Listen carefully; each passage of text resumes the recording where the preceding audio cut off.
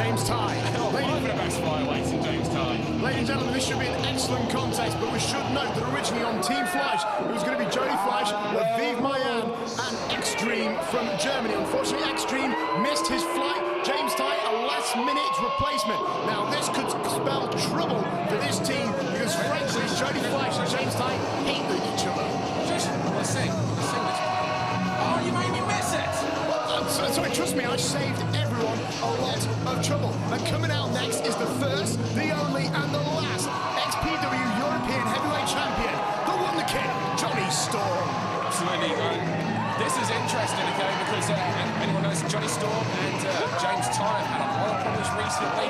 We didn't realise that these two are going to get the opportunity to sort it out here, and on perhaps the biggest stage of all, here at the Coventry Skydome in front of nearly 2,500 people at the Universal Uproar. Now maybe we should explain the thing behind this match.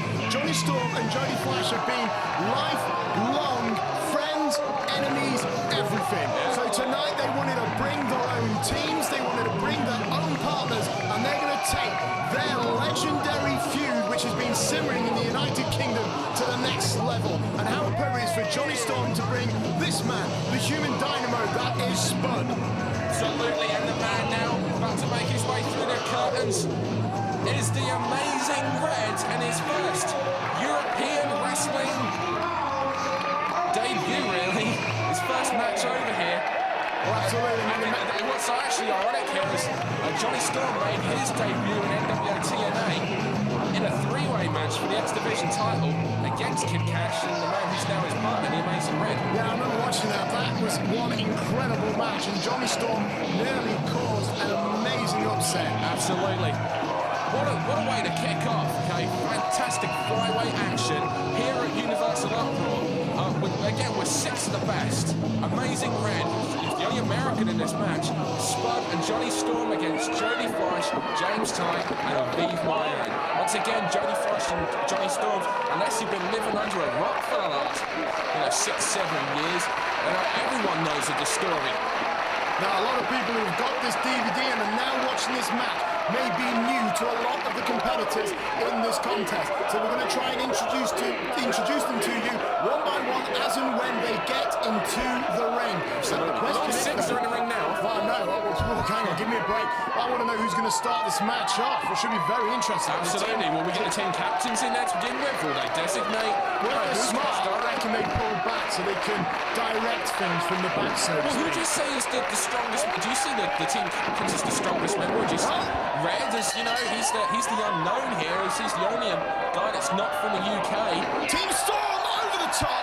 Team Storm taking the aggressive to Team Fleisch. What a way to start off with flyweight action. Then three simultaneous dives from Team Storm, completely taking Team Fleisch out of the equation for the time being and taking them by surprise. Now Jonny Storm going straight after James Tighe, absolutely. And we're starting off now. It's Spud and James Tighe, and these two are definitely no strangers to each other. In fact, Spud made his debut for Britain's FWA promotion against James Tighe.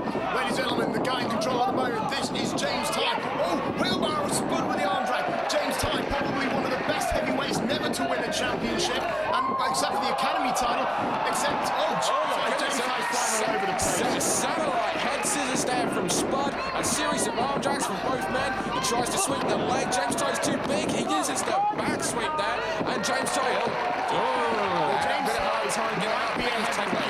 He's very agile. Oh, absolutely. James Tighe, like I said, he will want to be a part of this victory to basically get his career to that next level. He is cursed. Every time he is in a major championship match, he seems to choke. Every other match, he does the business. He destroys his opponents. But he's now tagged in this man, Jody Fleisch, former British heavyweight champion, former All England champion. We thought he had to retire due to a career-ending injury, but thankfully he has managed to go for therapy on that injury, and he is back, ladies and gentlemen, and now you will get to see why most of the... look at this. Spud tags out. It's team captain versus team captain. It's arguably British feud of the last decade in the ring right now, and arguably the best matches we've seen from any two competitors in the last decade in the ring right now, and they lock up. Both men very similar size. Jody's a little bit bigger there.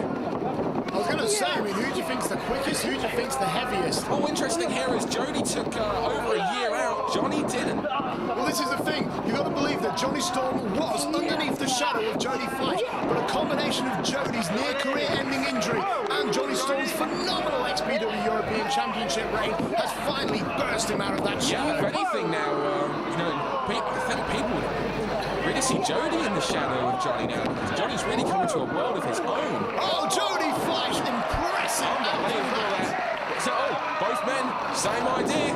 Springboard, misses a chop, misses the kick, rolls through, standoff. Well, this is what is amazing about these two.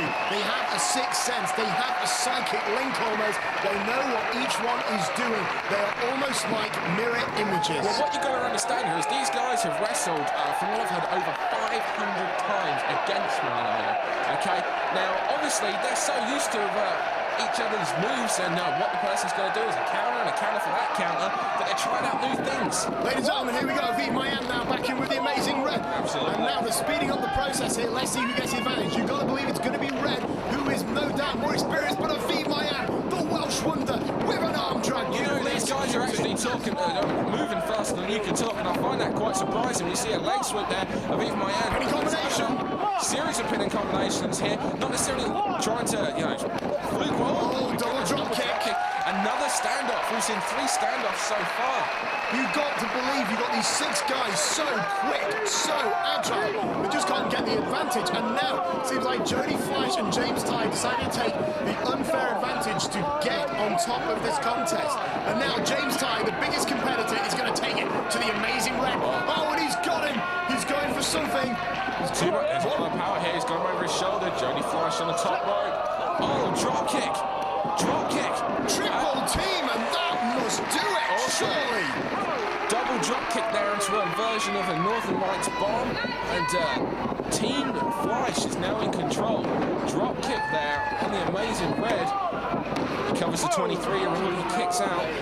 Amazing Red actually trained by Mikey Whipwreck now. So Red knows what he's doing in there, and he's if he's trained by Mikey Whipwreck, who really made a name for himself in tag team wrestling, and ECW is the tag team partner man we'll see later on tonight, Mick Foley. Well, Aviv Maayan is the Spanish announce team, of course, as well. I was going to say, Aviv Maayan now back in, the young man from Wales, but he's now just tagged in Jody Fleisch.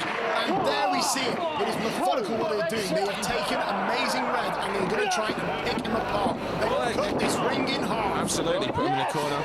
Jody going up to where he's at his most comfortable. Split-legged moonsault there, covers 1, 2. Now these two have actually competed against each other before in the Ring of Honor promotion at Final Battle 2002. Jody Fleisch actually scored the victory in that match. Be interesting to see if Red can try and get redemption. Look at this tag that is James Tighe holding up the amazing Red. The blood must be rushing to his temples right now. Absolutely, textbook vertical suplex there. Red feels it. James Tighe gets the cover. Textbook, what an appropriate term to use. James Tighe, so technically skilled. Oh, absolutely. He's the first son of the FWA. It's unbelievable the credentials and the abilities this guy has. He actually started his career really as not only a technical wrestler but as a high flyer. In fact, I remember used to seeing him do the split-legged moonsault himself, but he's put on some weight now, he's put on some muscle, and he's now just strictly sticking to the technical wrestling that he has become so well known for. In fact, some would say he's the next Doug Williams. Well, this is the thing, we've always been saying he's the next Doug Williams. Doug Williams being a former FWA heavyweight champion, and unfortunately James Tighe had that opportunity a few years back, failed to capitalise, but maybe he'll get another chance. Big match on the table. Took his face off. It's over. Oh, and takes out Aviv Maayan as well. Corkscrew kick there. Ace crusher out of nowhere. Red is getting an ability. He should make the tag. He's been in the ring for so long. Well, evidently, amazing Red, just a hair quicker than anyone on Team Fleisch. So Loki though, he had the opportunity to make a tag. James Dutt tried to regain control. Amazing Red turned it into that variation of the flatliner. He now makes the tag. Johnny Storm is in the ring. Team captain here, along with team captain Jody Fleisch with a double springboard Storming Steiner. You have to believe that Johnny Storm himself will want to Wait a minute. Storm's gonna fly. No, Aviv Maayan hooks the leg. Smart move there. I was going to say, that was smart for a Welsh rookie, but hot potato! Hot potato indeed. It was the double springboard. But did you see Spud smashing his own teeth into the guardrail? Spud looked like he knocked himself out. I think he had so much force on his way. It was down on Fleisch, and here's Aviv Maayan with that suicide dive. Takes out Spud and Jody Fleisch, and there's James Tighe. Goes over the top. Wait a minute.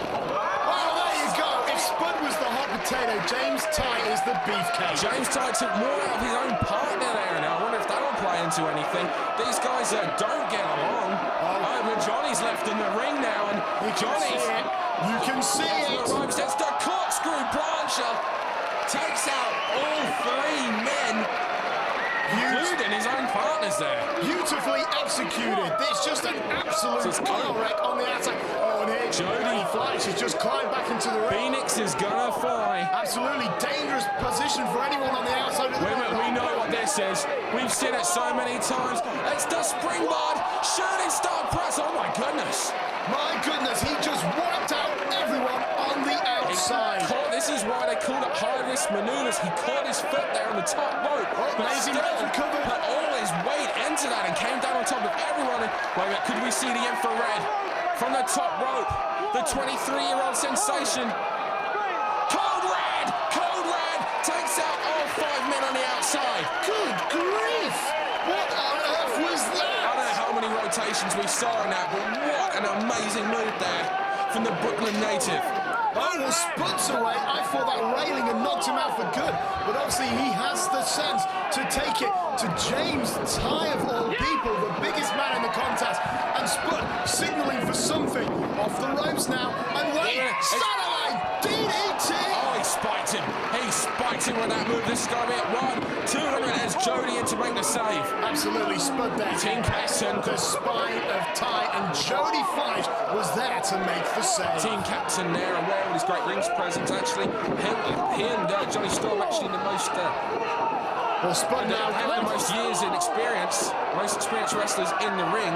Well, Jody Fleisch now measuring him up. Where's he going with this? Hurricanrana off the top. Unbelievable. Have you seen anything like that on national television? You name me another promotion where you'll see action like this. I guarantee you cannot do that. See a star like Jody Fleisch and Spud go at it the way we are here tonight in this six-man tag.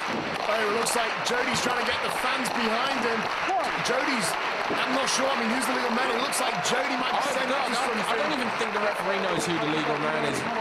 Oh, wait a minute, Johnny Storm caught him! That was genius! Genius, he knew exactly what Jody Fleisch's coat was going to do there, and he knew the counter for it, and he pushed Spud out the way to counter it with that powerbomb. DDT! Oh my goodness, he drilled him. This is it. You're going to make big upset. Yourself. Oh, square in the mush, the amazing red with those feet, and now he's going to take it to the Welsh Wonder. Takes the knee out. The former X Division champion, amazing red here, bounce out. Oh my goodness, that was innovative. A Hurricanrana drove the head. Oh my goodness. When you do it like a DDT with the legs there. I was going to say, when you do a Hurricanrana, oh wait, Titanic. Oh my goodness. The formidable Titanic. That's the move that James Tighe used to destroy poor London when he came over to this country. Absolutely. But Amazing Red kicked out. This match has been incredible, Mick. What a great way to start off what will undoubtedly be an awesome show here at the Coventry Skydome for Universal Uproar. Only here in the UK will you see action like this. Where is Amazing Red? It's a figure 4 necklock. He's trying. It looks like he might be going for something. Oh, wait a minute. 4 necklock, but there's Aviv Maayan. He's now putting pressure on the neck and the chin. Spud's come up from behind, and he sees 2 legs for him. He's now applying a Boston Crab, and wait a minute, there's Jody Fleisch, and he now applying a Dragon Sleeper on there, or a Dragon Clutch, and wait a minute, there's only one guy left, and that's Johnny Storm, and where the hell can he put himself in this entanglement of bodies? And typical Johnny Storm. He's going to go high risk. Absolutely, oh my God, he takes out Jody Fleisch in particular, as well as Aviv Maayan and everybody else drops with that somersault senton, and all 6 men are down. Amazing red on the outside. Listen to the fans, they are so appreciative of the effort that they're all putting into it. And I've got to give you credit. At the moment, Aviv Maayan in the corner. He might be getting chopped by Johnny Storm right now, but he's made a good name for himself right here, hanging in with the big guns. Reversal into the corner now, monkey flip. No, countered. Johnny Storm, this is where he's got the experience. Johnny Storm now. Oh, he's going for the trademark. Double springboard, Hurricanrana. No, wait, dragon arm drag with the moonsault. Dragon arm drag on the Welsh Dragon. Oh, the Red Star press. That's it. 1, 2. And there's James Tighe there to make the save. Oh my, I never thought I'd see the day where James Tighe makes the save and Aviv Maayan, considering the battles these two have had in the past. Well, it's just that James Tighe seems to hate everybody. This is so embittered. Absolutely, and what a stage to make a name for himself on. We saw at the last time we were here in Coventry at the Super Show, he was involved in the pro wrestling match. Michinoku driver. Storm drills him with that move. Wait a minute. Double springboard. Moonsault here. Oh, good. Unbelievable. I was surprised Aviv Maayan was able to roll out of the way on that. James Tighe's going to pick up the cords. Unbelievable. Oh, he missed the splash. Unusual territory for Tighe. Spud. Unusual territory for him, but misses the frog splash. Wait a minute, this is Jody Fleisch can capitalize. Jody smells the blood. It's the shooting star. You can feel it. He hits this. This is true. High-risk maneuver. The last time Jody Fleisch hit that several years ago, he dislocated his elbow. Thankfully, he doesn't look that hurt right there. Crashed and burned. Must answer right, people. And Johnny Storm. This at home. Oh, 1. And these 2.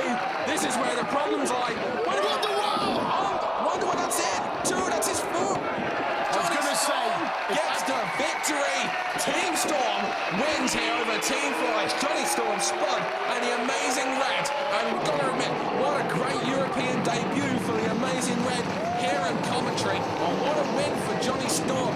Will this play into, I mean, is this satisfaction for Johnny Storm getting the win over here on James Tighe? What a place to do that. James Tighe, Johnny Storm, incredibly bitter rivals. And I was going to say, if the Wonder World driver didn't do it, nothing was going to put away James Tighe. But he hit it. And ladies and gentlemen, Team Storm has taken it. Absolutely, but you've got to give all to all 6 men in this match. Not just the winners, Johnny Storm, Amazing Red and Spud, but also Johnny Fleisch, Aviv Maayan, and also James Tighe. Well, ladies and gentlemen, we've seen a nice, friendly competition here. Handshakes going around the plenty. Even Johnny Storm and Jody Fleisch are congratulating each other on their respective wins and losses. Ladies and gentlemen, this is Universal Uproar, and we're only just beginning. Absolutely. What a great match to start off Universal Uproar. I've got to say, anyone in the back, doesn't matter if your name's Shannon Moore, doesn't mean, if anything, if it's Alex Shane, but ladies and gentlemen, you've got to believe that everyone in the back has got to top that, and they're getting worried. I just think the standard has just been raised for tonight. Well, from high-flying flyweight action, up next, it's the Celebrity Wrestling Challenge match. It's D'Lo Brown and Joey Legend. Hey, now that should be very interesting. These 2 men obviously have a feud from when they were both on ITV, and so it's all coming to a head tonight at Universal Uproar. I mean, look, the guys in the ring at the moment, you know what, they should feel absolutely no shame. Absolutely. Because what an amazing show of athleticism. And what a great show of respect here from the fans and the Coventry Skydome, the near 2,500 people that are in attendance now, all showing their respect for all 6 men. And when James Tighe, one of the most bitter men in British wrestling, just attacked his own team captain. Absolutely, I know that these 2 are scheduled to face one another on upcoming FWA I think an argument happened in the middle of that ring. I don't know what. Well, James Tighe upset. James Tighe's nobody's friends, as you pointed out earlier. He just attacked the team captain, Jody Fleisch, and you got to think that it's emotion spilling from their FWA rivalry into the Universal Uproar show here. I have to say, it's unfortunate that this match just ended that way, but don't go away, ladies and gentlemen. We've got a lot more coming up. Absolutely. Joey Legend, D'Lo Brown, it's up next.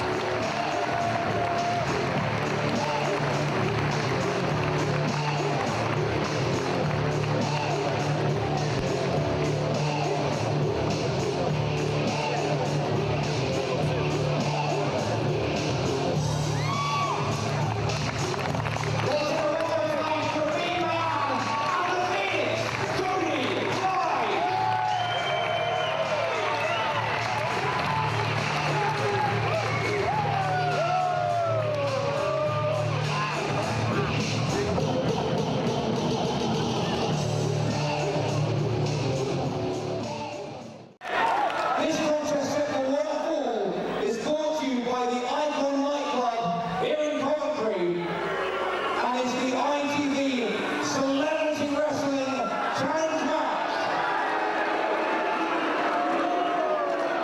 Introducing first,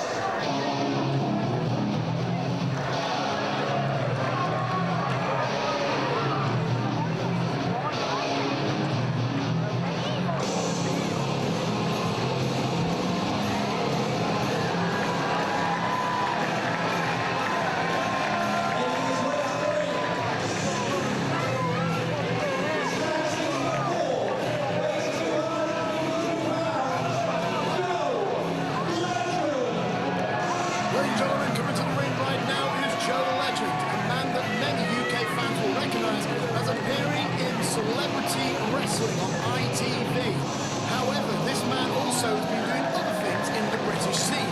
When he first came along, he had his eyes set on the British Heavyweight Championship, which at the time was held by Dutt the Anarchist Williams. He also took up a bit of work as Alex Shane's personal guard, and recently personal issues between the two men is now leading Joe to try and win the British Heavyweight title off Alex Shane. But tonight is not about any British Heavyweight champion. Tonight is about pride, as he'll be taking on another man who is in celebrity wrestling, the one, the only, D'Lo Brown. Absolutely, this is going to be a very interesting match here. Would you class it as like a clash of styles here? I mean, Joey Ledger, how would you describe Joey Ledger? I mean, it's just brute force and power, because he's also able to mix it with some interesting moves, such as the hospital jump finisher of his and the stone cutter. I was going to say, what I love most about Joe Legend is when he just jumps with all his weight on someone's head. I know it's not very technical, I know it's not very finesse, but for some reason, it makes me giddy. And as does D'Lo Brown. Absolutely, here comes D'Lo Brown to the ring. The accomplishments this man has had in the world of professional wrestling, everyone knows about the various titles he's held in the States, including the Intercontinental and European title. He's also been a regular for All Japan Pro Wrestling over the last couple of years. He made a name again for having the quality matches that we all know he can have in NWA TNA and over here in the UK for FWA. Once I meet D'Lo Brown, I have to admit I am one of the biggest D'Lo Brown fans that could ever breathe on the planet Earth. So I am desperately behind D'Lo Brown 100%. I mean, after all, former European champion, former Intercontinental champion. This man is the daddy. Absolutely, D'Lo Brown has an impressive resume, as does Joey Legend, especially recently. He's coming into this match with 4 successive victories over the FWA British Heavyweight Champion, the show stealer Alex Shane. Oh, absolutely, D'Lo Brown. D'Lo Brown, though, I mean, come on, what a man. Not only all those championships, but he spits in the face of copyright. It's brilliant. Now, ladies and Very well gentlemen, pointed out there, London. anyway, ladies and gentlemen, this should be a great match. I mean, both men quite powerful, but also very technically sound as well. What are the crowd chanting? I think they're chanting for Joey Legend now. I'm not sure, I mean, their accent is so slurred. And this is going into this. It's not like there's a lot of hatred between these two. There's professional respect. They get along because they worked on the celebrity wrestling programs. We all know this is the celebrity wrestling challenge match between both men who were team captains of their respective celebrities. Do you know which side Kate Warner is on? No, I really didn't watch it. Anyway, I just wondered if there was some sort of romance. And there's the reversal. This is the technical finesse we were talking. Yeah, you wouldn't normally see someone the size of Joey Legend. I mean, he's 6'6", so he's 287 pounds, and his technical ability is amazing. How big is he? 6'6". How heavy? 287 pounds. My goodness, he likes his burgers. Look at the shape he's in. There's no burgers in that man's diet. D'Lo takes the head now. He's thrown off. That's the power of Joey Legend coming into play. The momentum, however, of D'Lo Brown knocked him down. D'Lo using his quickness now.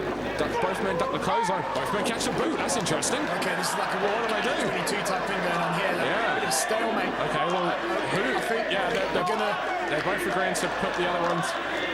Hook him in the eye. That was very clean. But the thing is, says these two guys know each other very, very well indeed. This is not the first time the two men have competed against each other. Earlier in the year, they both competed on the FWA Celebrity Carnage Tour. They have, of course, as we mentioned earlier, grew to know each other very well on the Celebrity Wrestling TV program. So they know each other very, very well. No doubt have studied tapes of one another.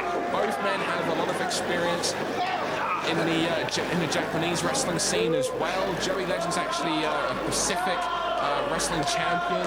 But more importantly, both men no doubt have shared a nice cold beer in the bar after they've pummeled each other. And, well, look on the face of D'Lo. Yeah, now speaking of pummeling each other, here comes the wrestling's broken down, and now it's a trading display. Yeah, trading very vicious forearms too. It's the Japanese strong style almost that's come into display, and there's just a vicious slap. That was just rude from D'Lo Brown. Oh, right hand there, right hand retaliation. The wrestling's broke down. It's now a slugfest. They can't out-wrestle each other and prove who's the better. They're going to try and out-punch one another. This is getting quite ugly. They both punched each other at the exact same time. D'Lo Brown, 6'2", 260 pounds. Right, well, they tried a technical wrestle. Yeah, that didn't advance. They tried to brawl it a strong side, so to speak. That didn't happen. No. Maybe they could outpose each other. Yeah, that'd be good. I think Joey Legend's got that one. Well, I don't know.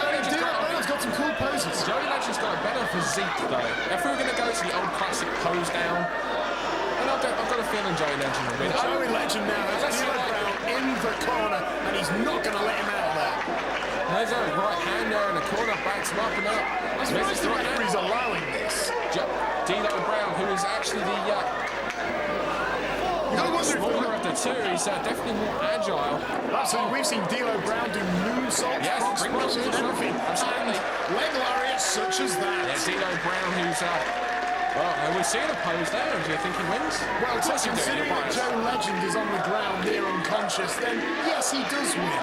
You see the Japanese photographers and cameramen around at ringside this show, attracting interest from television stations and wrestling magazines from all over the world here. Fans have travelled. Oh, another pose from D'Lo. Yeah, they're really liking this, aren't they? Man, I don't know. I'm just a huge D'Lo Brown fan. You're a huge D'Lo Brown posing fan.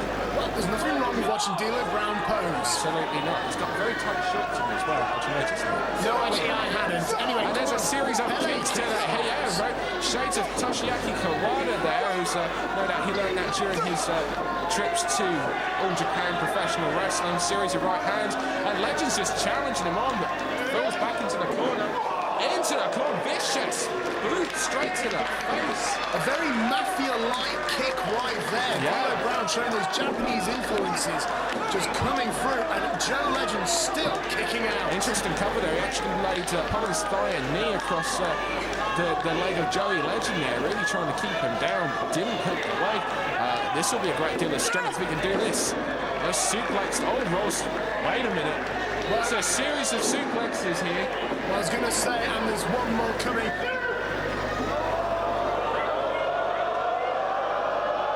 And here we go, holds him up, drops him down.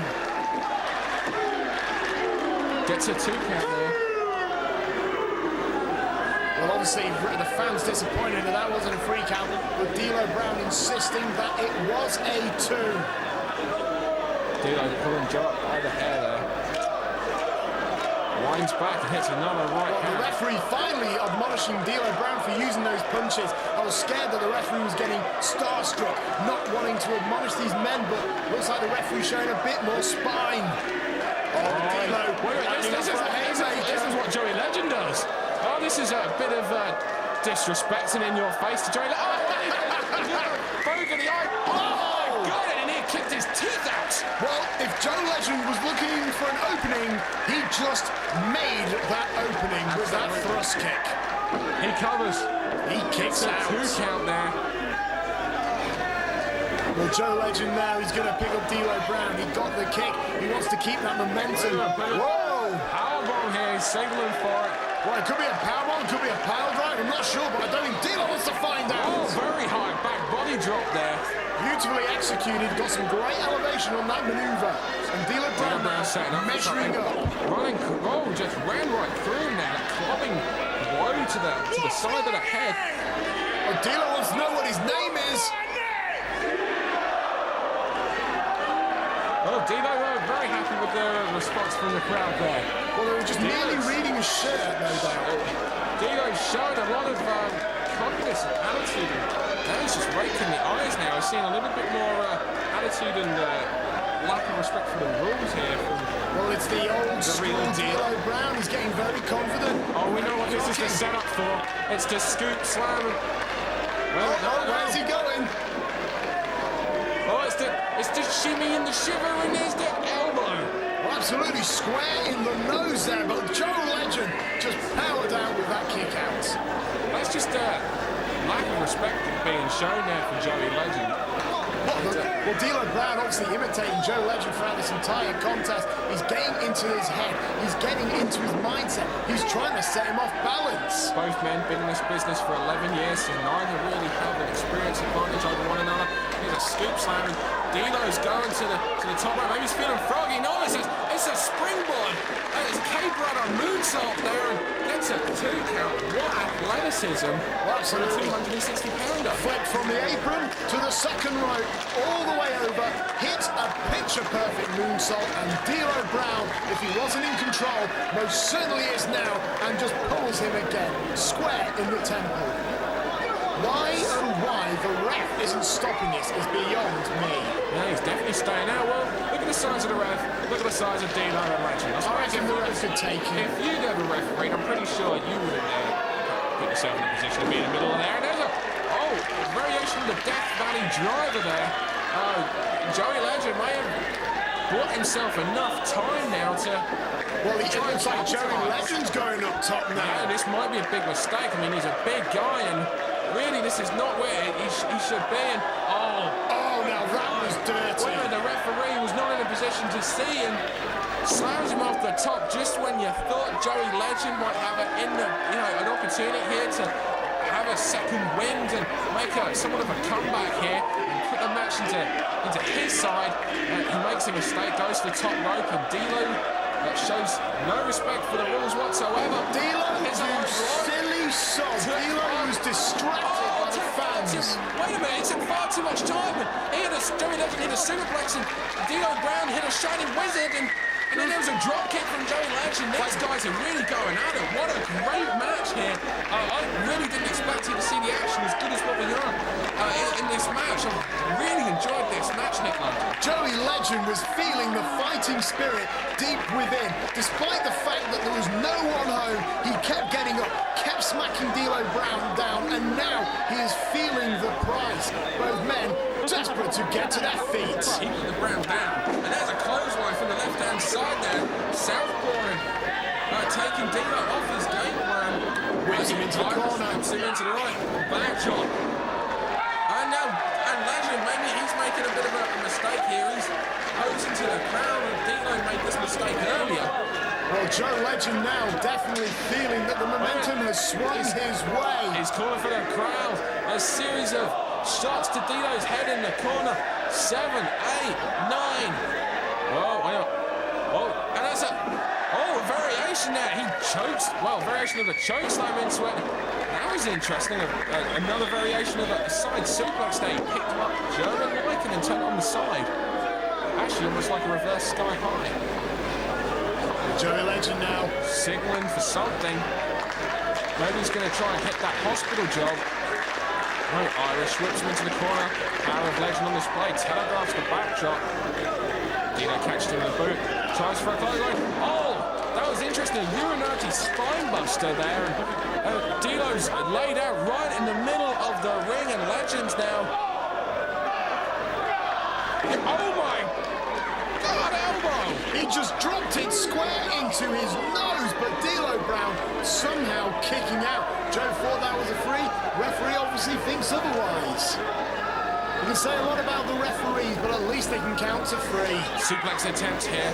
D'Lo's putting all his weight down to counter it. And D'Lo does counter it indeed, and I thought he was going to try and hit those series of suplexes again. Well, D'Lo Brown now struggling to get to his feet. Now maybe D'Lo's feeling froggy. Yeah, it looks like he might be going to the top right. This is going to be the frog splash. Since Art Bar, has there been enough other guy to do a frog splash. It's picture perfect as D'Lo. Legend tried for that superplex again. D'Lo pushed him off. Frog splash. It's the lowdown. Ladies and gentlemen, one of the best frog splashes in the industry Was just countered with knees. into by the knees of Absolutely. Legend. The knees counted. He set him up for the hospital job. Took too much time there, sorry. A series of elbows, counters at both. This is it. D'Lo does not want to go for that hospital job. But wait, he's going for it. He hits it. Absolutely. The hospital job. This is it. 1, 2, 3. Nobody kicks out of that move. It's beaten Alex Shane. It's beaten the best in the business, and it's now just beaten D'Lo Brown. Joey Legend continues his amazing winning streak here in Europe and here in the wrestling business. Well, Joey Legend needed that momentum because he will at a later date no doubt be going contesting for a British Heavyweight Championship. And when you've got a victory over D'Lo Brown, you've got to be feeling confident about Absolutely. yourself. He tried it from the left. It was countered. He tried it from the right. It was countered. D'Lo went for the clothesline there. He swung it round. He used D'Lo's own momentum to shift him into the hospital job. Awesome match. Oh, really did enjoy that match. Great match from both these fantastic competitors.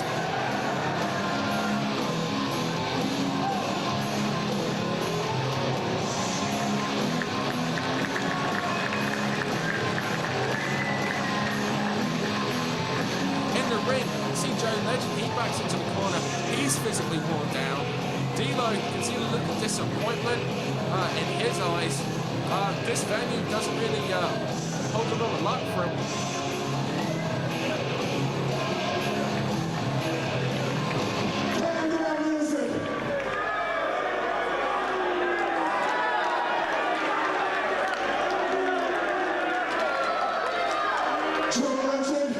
Get your ass back in this ring. Come on.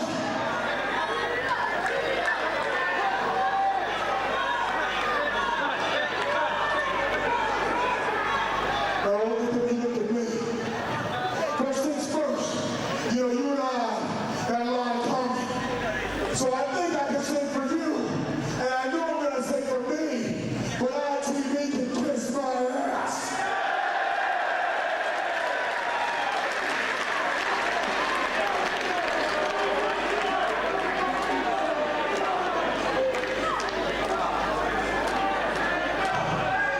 And the only place people can watch real wrestling is TWC.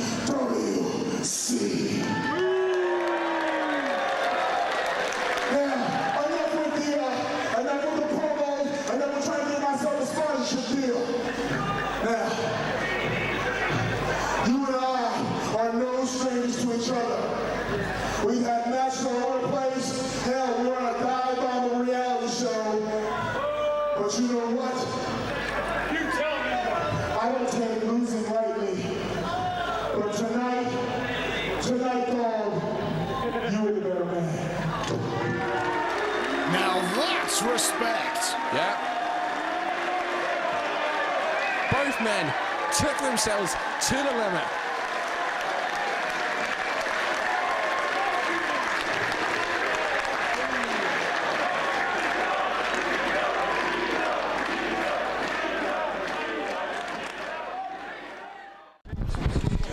Well, I'm here with the always lovable Colt Cabana, and tonight, thanks mate. Anyway, yeah, baby. Tonight you're going into what is being called the World of Sport Next Generation match. You're taking on Nigel McGuinness, a British wrestler in a British rules match. Now, I don't want to ruin this bond between us, but Sure. I just got to ask, how do you... Is there really a bond? Well, temporarily for the consideration for the camera, okay? Between you and yourself, I'm sure, mate. What's Listen, your question? Colt, I just want to know, you're an American going into a British match. American made, that's right. I was going to say, do you actually stand That's a right. chance? I am American made, born and raised in Chicago, Illinois. But let me tell you something. Nigel McGuinness is born and raised in London, England. But was he raised as a wrestler in London, England? No. Nigel McGuinness, for those of you who don't know, moved over to the United States of America to train to become a pro wrestler, as did I. So the advantage is clean slate. Yes, we both love British wrestling. Yes, we both really appreciate World of Sport and everything that it stands for. So that right there is going to give us a clean slate. I'm not saying that I have an advantage or he has an advantage. This is a one-on-one, great competitor versus great competitor. It's gonna be one heck of a match. All I'm guaranteeing is I'm gonna wrestle fair, he's gonna wrestle fair. It's gonna be a gentleman's match, a handshake in the beginning, a handshake at the end, and I'm gonna go out there and look forward to see who the very best man is. Well, there you go, a very confident Colt Cabana. Thanks very much, sir. Yeah, baby. Ladies and gentlemen, the following match is the next generation World of Sport contest. Brought to you by FWA Manchester and FrontierGyms.com. Introducing first,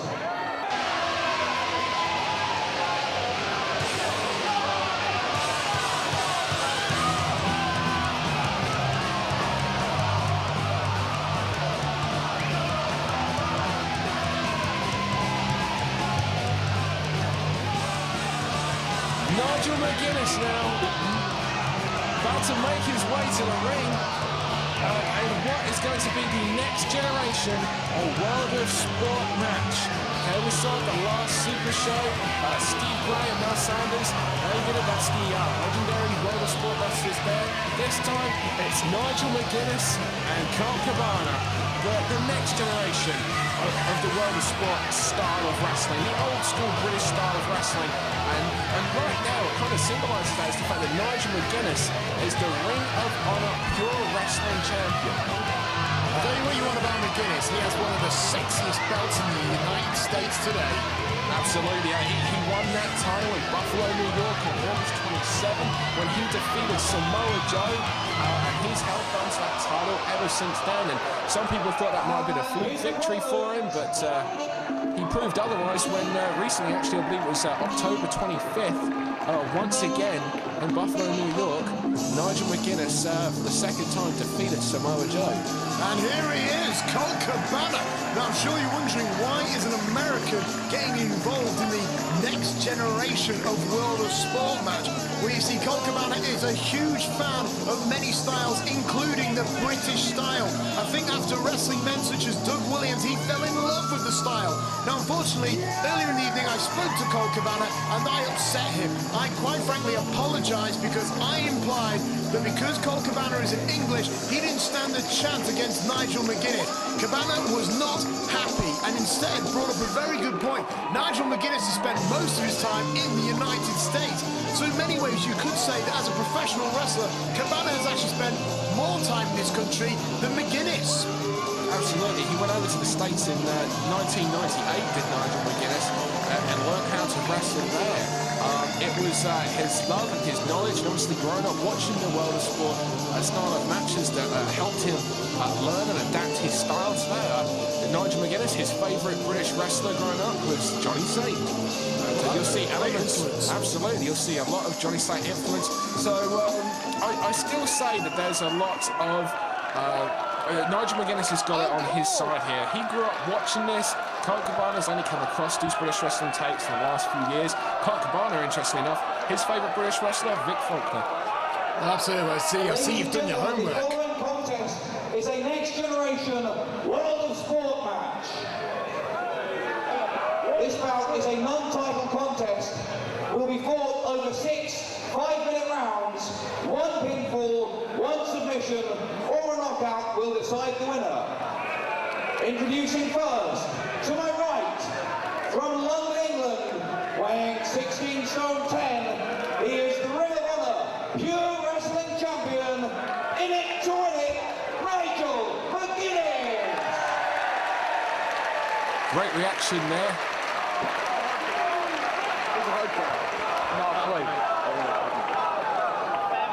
And his opponent, representing the Steel Domain Leisure Center in Chicago, Illinois, tonight weighing in at 16.5 stone, classic Colt Cabana.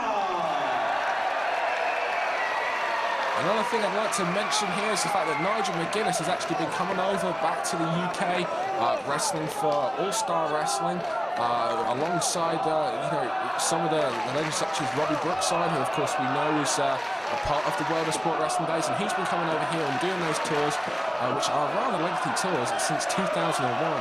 Colt Cabana made his first tour over to the UK, I believe, in 2003. So again, there's a couple more years' experience for Nigel McGuinness here. Well, Cabana's here to have some fun. Nigel McGuinness seemingly going along with it. Crowd behind both Nigel and Colt, and this is yeah, absolutely both men shaking hands, and Colt's doing his thing. Well, let's hope this stays a nice, friendly contest. The first round has now begun, ladies and gentlemen. Absolutely. Great old school British wrestling goes in. Nigel McGuinness takes the arm. Nice high wrist lock. Cabana there looking for the reversal. And he escapes. Colt Cabana now backs off. Looks like they're both going into another tie-up. Takes the arm back again into the wrist lock. Well, Cabana now got the control. Let's see what McGuinness can do here. Oh, rolls through. Snap. Oh, there's the nice snapmare there. Well, Cabana, very athletic man, straight onto his feet. Straight back onto his feet, not staying down. This match is really going to produce the sporting element of professional wrestling. Really bring that sporting element to the forefront. Nice waist lock there. Swings around. Again, another snapmare. And straight onto his feet. McGuinness just as agile as Cabana. There's the waist lock taken right there. Cabana went for the headlock, missed it twice now. But he's trying to get... very good. That was very Johnny Saint-like. He gave him the... He looked like he was going to give him the leg. It really was just a measure of false sense of security. And Cabana made the most... Nigel McGuinness made the most of it. And Cabana then kicks the hand away and back up. Now, obviously, you have to wonder that both men are coming into this contest with a very different game plan than usual. When you're looking at multiple rounds of 5 minutes apiece, obviously, you want to pace it out. You're there for the long run. He comes in, he shoots a variation of half Nelson there. Irish whip reversed. Puts his foot, rolls through, ducks a clothesline. Oh, wait a minute. This is, we've seen him do this before. He's actually well known for doing this. He's just...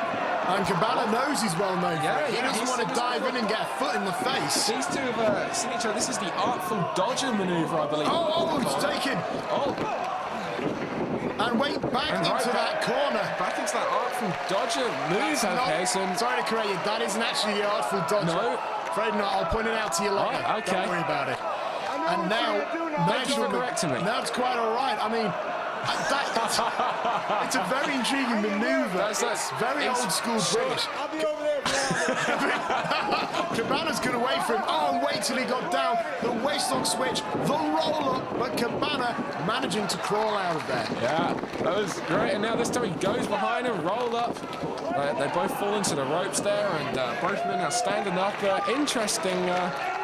Interesting styles here. It's both men have obviously watched their classic British wrestling. There we go, knuckle lock there, double knuckle lock. And now Nigel McGuinness with the overhead wrist lock, trying to force Cabana down to the mat. He does indeed do so now. He just takes the wrist, and Colt now kips up. It's amazing how a guy this big is that agile, and yet here it is right in front of us. Rolls through, splits the legs apart, forces him down. And now Colt's on top. Very, very good. And now he has the wrist lock there. Now I can see why Cabana petitioned to be a part of this contest. He is showing that British skill that he is such a fan of. And look at that, putting all the pressure on that shoulder. Absolutely stretching the shoulder, stretching the arm. You see the positioning there. McGuinness now trying to get back up, trying to get himself into position where he's on top. No, Cabana keeps it. But this is what the basis of the British style is. You pick a hold, you work on it. And this is why, this is why the British wrestlers are so technically refined. Because obviously when you work on that one body part, then your opponent will have that weakness throughout all the rounds. The British wrestlers are respected worldwide for their technical ability and for the heritage of the World of Sport Days. And nice reversal there. Wherever you go in the world, if you're a British and you learn to wrestle the British style, you are well respected. And, well, he goes underneath there and takes it. It's a very... He took the mind of Nigel McGuinness off it and then ended up with a wrist lock. There's a wrist lock counter, and both men are standing up. Many people would say that the British style is somewhat of a lost art, but thankfully men like Nigel McGuinness and Colt Cabana are here, representing for us in the Coventry Skydome tonight. Absolutely. Doug Williams. Sanctuary right there. Doug Williams, of course, adds an element of that to it as well. He is actually a former Ring of Honor Pure Champion. In fact, he was the first ever Ring of Honor Pure Champion. There's a side cravat there. He's keeping hold of it. And Cabana right out of it. This is why it's so important for a wrestler to not only become big and strong, but also agile. He's got to be able to maneuver, and out of that, he was just able to spin out of the maneuver. Oh, and he takes the leg. Yeah, nice drop toe hold down. Look, the good thing here is another legendary thing about old school British wrestling is the way that sequence moves together. It wouldn't just be one big move and then back off. Okay, the move that they're doing now would literally be a position to move themselves into another move. You know, and hit another wrestling hold on them, and that's exactly what you saw then. It was a case of a drop toe hold, a bow and arrow lock. When that wasn't working, he was able to switch round. He was able to put in a variation of the Indian death lock on there, holding back on the legs. As you may have noticed, ladies and gentlemen, we've now ended the first round. In this case, I'd imagine that Nigel McGuinness got the upper hand there. Yeah, absolutely. Well, that was lucky for Cole. I mean, he was in that variation of that Indian death lock, and the bell rang there. It ended the first round. Both men have their seconds. They're having some water, drying themselves off, and the second round should begin any second now. Absolutely. Well, you by the way, just say, if we get through all the rounds and we do not have a decisive winner, it will then go on to a judgment call, but hopefully it will not get to that. Nice side headlock there. Notice how he's gripping his own wrist and forearm now to keep control. And he brings him slowly down to the mat. Yeah, he's trying to really get that side, and Nigel McGuinness uses that. He went a lot. Colt went a lot lower down, and Nigel was able to force his way out of it, flip over, and very British reversal to the headlock. Yeah, this is. And now Cabana finding the leverage. Very nicely done. Very good. Very slippery. And that's why the fans love Colt Cabana here in the Coventry Skydome. We've seen some great wrestling here so far, and they tie up again, and there's Colt takes the head. I think both men are around the same weight. Nigel obviously has a height advantage at 6'5". He misses the European uppercut. Colt trips them down. Ducks and leapfrogs those under. A nice arm drag there. Tight arm drag there from Cabana off the ropes again. The momentum is picking up. Attempted hip toss, blocked twice, and now another arm drag, and Cabana has that arm. Yeah, he rolled underneath it, and he's kept hold of the arm this time. He's now got him in an armbar. Look at the position of the knee again is keeping him down. Now you got to wonder, is Cabana trying to go for the outright win in this round, or maybe he's trying to maintain the advantage long enough so that he is viewed as the winner of the round if a judgment call should come to pass at the end of all the rounds? I think Colt feels like he's got a lot to call. I mean, you mentioned in your interview earlier, you said, you know, at the end of the day, he's an American. Nigel McGuinness is a British wrestler. Obviously, the favour of the British style is going to go to the British wrestler. So you think, but when you look at that technique, he never let go of the arm. He tried to hit the Irish whip on there. Colt kept holding the arm, goes under, and we're back into this armbar. Great wrestling here from Colt Cabana. Nigel McGuinness trying to find a way out of it. He goes over. McGuinness now trying to do something here. Trying to go over in the head scissors. There's the strength of Colt Cabana. He was able to throw him off and keep holding the arm. He was trying to get him down with that head scissors, but Colt Cabana able to use his strength, his strong structure. He was able to flip him neatly off and hold on to that arm, maintaining the advantage. Yeah, he's held on to that arm for the majority of this round so far, actually. Absolutely, he has kept the control. Absolutely. This round is his. And now he swings underneath it. Both men going underneath and countering one another's Cabana now blocks, and that was beautiful. Yeah, very good. And once again, you notice that during that whole thing, during that whole change of moves there, the Colt Cabana still had control of the arm. We didn't necessarily have control, but he had hold of the arm. He kept spinning around. Yeah, got McGuinness dizzy, and then hit the arm drag to hold on to the hold. Well, I pointed out, he was in the position to where he was going to let go of it. And now still in control. You have to believe that Cabana wants the control going into the third round. We're about 3 minutes into this, and he's had the Definitely arm third or fourth minute. Yeah, If McGuinness doesn't book his idea up, he will be losing this round, so to speak. And, oh, wait, Cabana still in control, still in control. He wasn't able to get enough strength behind him to Irish whip him and keeps holding it. Wait a minute, he uses the referee's advantage, and now he's got the top wrist lock, and now he's holding I'm it. surprised that the referee isn't issuing a public warning for that. Yeah, absolutely. And now as arm ringer there, it sends Colt Cabana over the top. Here comes an Irish whip into the corner. No, again, keeps holding on. Now Nigel McGuinness is working on the body part, and again it's that arm. You have to realise that McGuinness is frustrated. He's going into a British-style match against an American. The American was proving his worth. Test. No. Oh, wait, it's Cabana who's trying to go for the artful dodge. But yeah. there, McGuinness with the reversal, the backslide, nicely executed. Well, looks like some pinfall attempts are going on here, but Cabana not taking part of this whole... Nigel rolls off, Cabana backs up. No. Cabana's inviting him back up now. Yeah, absolutely. Sport. This is what the world of sport, it's in the title, sport. And that's what this match is all about. Absolutely. He didn't kick him in the ribs. He didn't try to give him a knee drop or a leg drop or a power bomb. He backed off. And there's that spirit of competition as we approach the end of the second round. I have to believe there's got to be seconds left in it. Goes under, there's the full Nelson. Nicely executed right there. Cabana fighting to get out, but McGuinness has a tight hold. He's not going to go. There's a... Colt blocks it now. Interesting butt bump. And surfboard-like maneuver. Second round. And there's the end of the second round. And Cabana has ended this with a nice exclamation mark. He was in control for the most of the contest. And let's see. And there he let goes. Yep. Breaking off nicely. Here we go, get up. Wait a minute. He's standing on his arm while trying to hold it. Come on, that's not...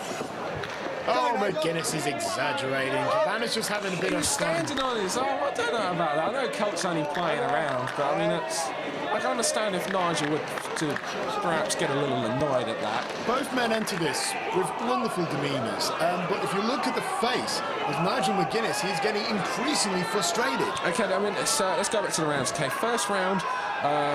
Personally, I'd award the first round to Nigel McGuinness. How about yourself? Absolutely. Nigel McGuinness had control of that first round, focusing on the legs of Cabana, and it's in the second round, in my opinion, that Cabana kept control of that arm throughout the whole thing. Yeah. He won that second round. Out of the 5 minutes, he must have had hold of that arm for a good 3 or 4 minutes now. He really did a good job of keeping control of Nigel McGuinness and maintaining his position in that match. Well, so now it's going well so far. So I'd say it's 1 round apiece here. Providing if it goes to a referee's decision at the end of the round. Well, if anything, it's just, just to see, the way that's going. We saw Nigel McGuinness, he took control in the first round. Colt Cabana was able to bounce back just as he bounced off those ropes there, and there was a shoulder block. And seems like they're going for a different psychology here in the third round. They've both tried it. They're both, well... No, Cabana, that's not the reaction that the fans were going for. And now both men circling one another. He's going for another handshake. He's Colt Cabana making reference to the woos that we're getting from the crowd. Nigel, on the other hand, not so playful. Well, let's see this match so far. They're desperately seeming to speed up the momentum. That's the second time in this round that they've gone to the ropes. Yeah, earlier it was Colt Cabana. He hit the ropes, shoulder block Nigel. I'll tell you what, I will give you the shot. Well, he's inviting him to run the ropes. Why don't you see if you can knock me down?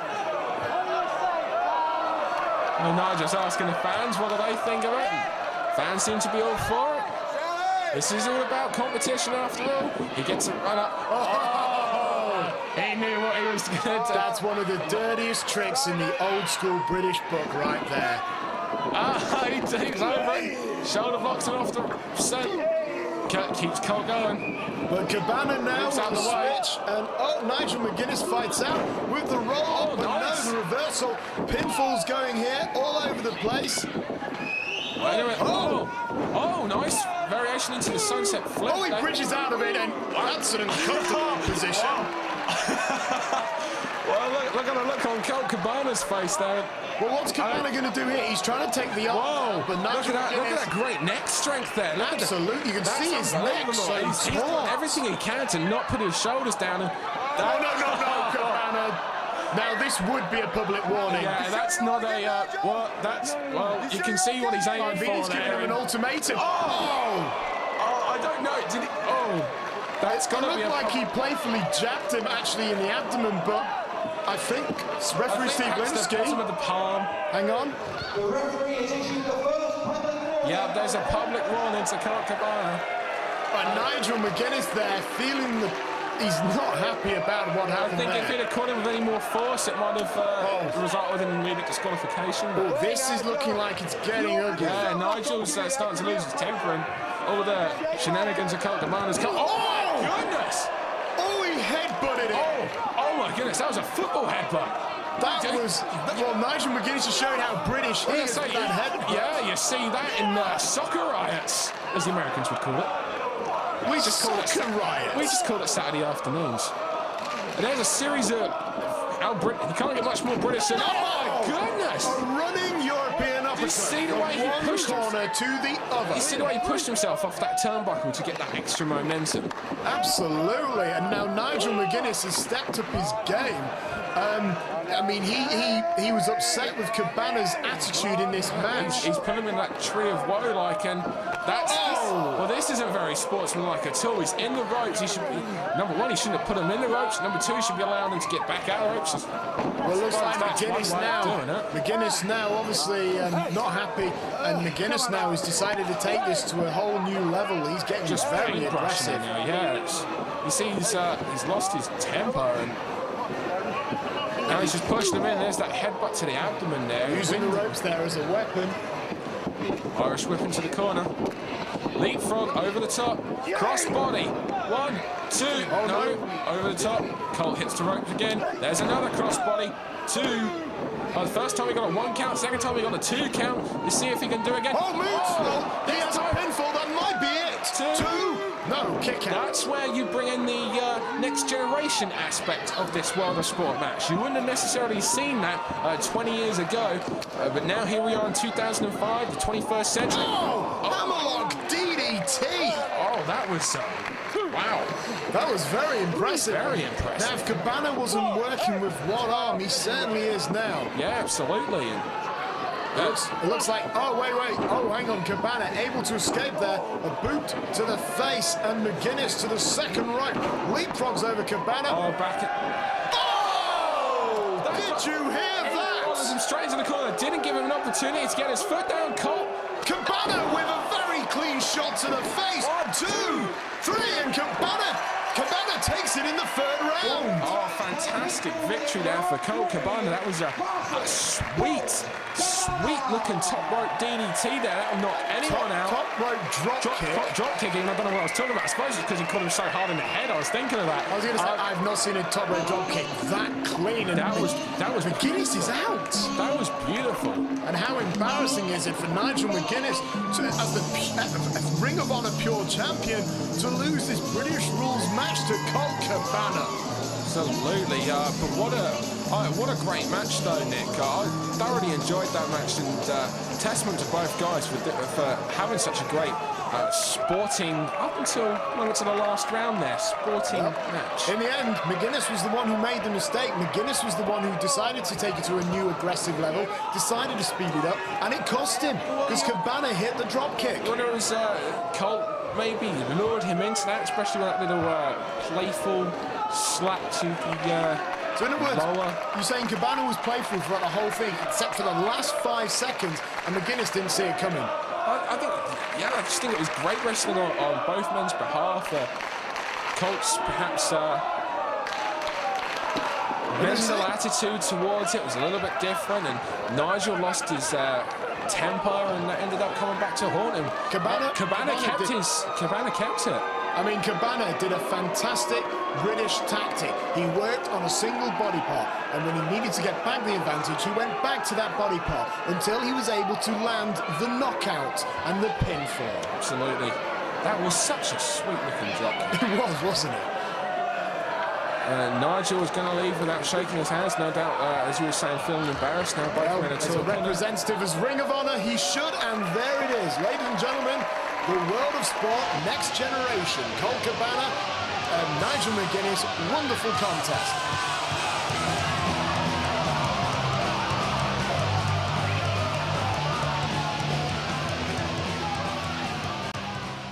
And this time it is my pleasure to welcome from www.onewrestling.com pro wrestling journalist extraordinaire.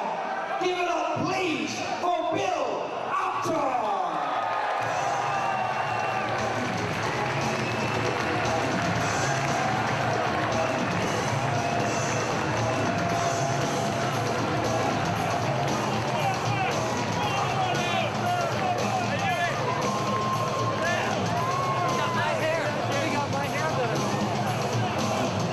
How you doing, everybody?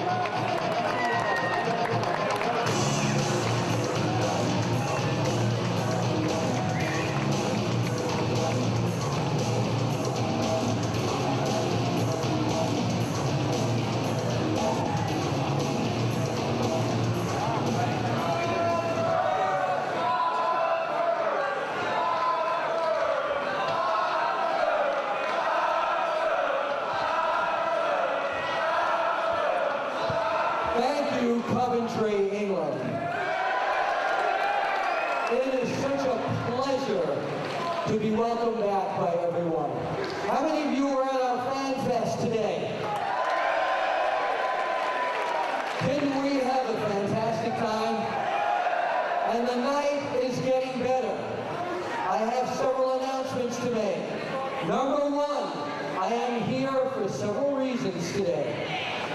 The main one right now is that tonight, as the manager of Mick Foley's team, I am prepared to kick Greg Lambert's ass.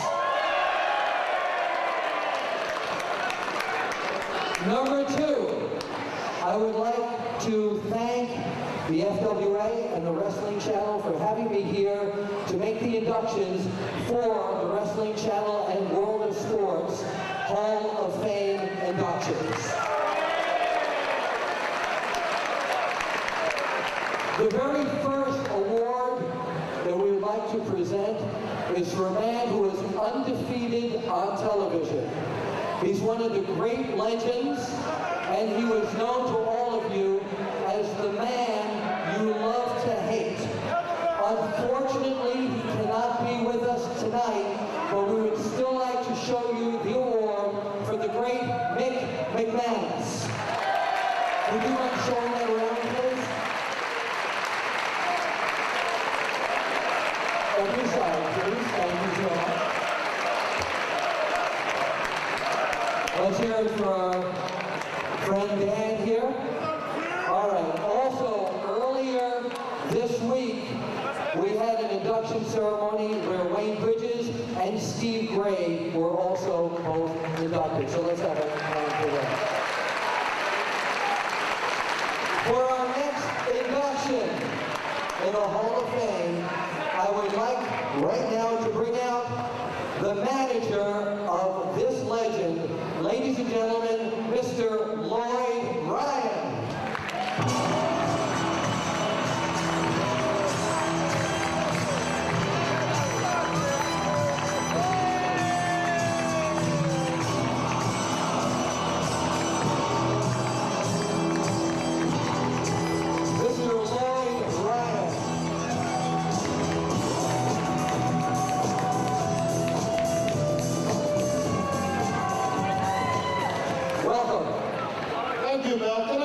Fantastic night tonight, isn't it, Marcus? All these people. It's not a thing you would expect. It's not a thing you'd expect in America. Give yourselves a big round of applause. Fantastic. Thank you. We talk about legends quite easily in this world of ours today, but this man I'm going to introduce tonight really is a 1917, he was a British judo champion. When you think 1967, 68, he unmasked the legendary Count Martelli, who had been a wrestler with a mask on, the same as Kendo, for 30 years. After that, he beat every single opponent. Not one of them ever beat him. Went on for 20, 30 years. Also, the music you heard there was Kendo's theme, and that was the first time anybody ever had, especially in the wrestling business, a tune, a piece of music dedicated to it. You realise that? Now it happens in the WWE all the time, but it didn't in those days. That was the first time ever. Also, to add to this man's achievements, which I think you'll agree are fantastic, to his achievements, a documentary, The Masters of Canvas, and a portrait was painted of him by the legendary artist Sir Peter Blake. Ladies and gentlemen, and also he is still involved in the wrestling business because he is guiding what we hope is going to be one of the world's great tag teams next year. Ladies and gentlemen, I am proud to be able to announce this man's name because I've been associated with him as a manager for the last 15 years. Ladies and gentlemen, I give you the legendary Kendo Nagasaki.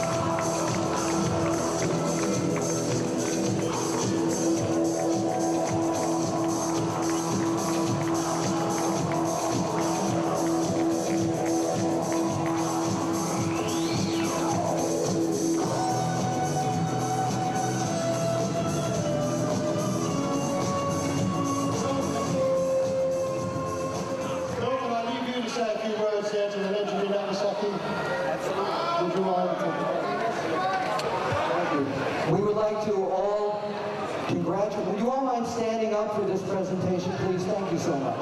Thank you. Thank you. Thank you. We all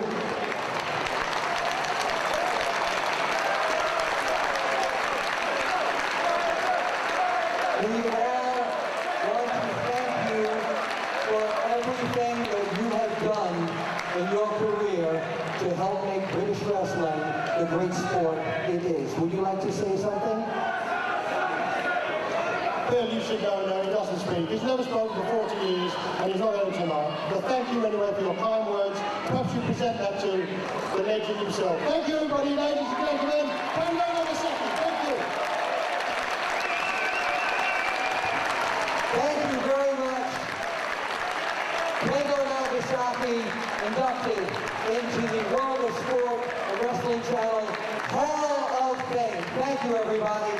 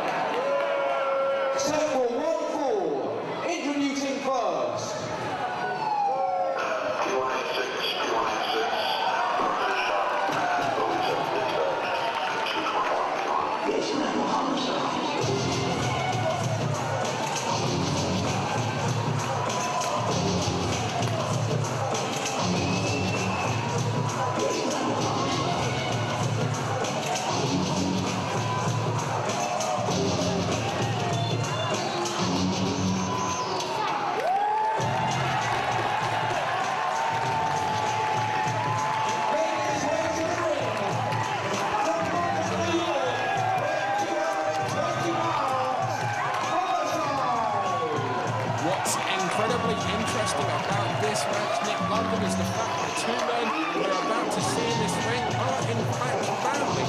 They are both cousins. And the man in the ring right now, Homicide, he actually trained the man who was going up against in a few short moments here, his younger cousin, Loki. Well, interestingly enough, they're also part of the same team over at the Ring of Honor promotion, the Rottweilers. So it should be interesting. I mean, they both have very similar philosophies when it comes to wrestling.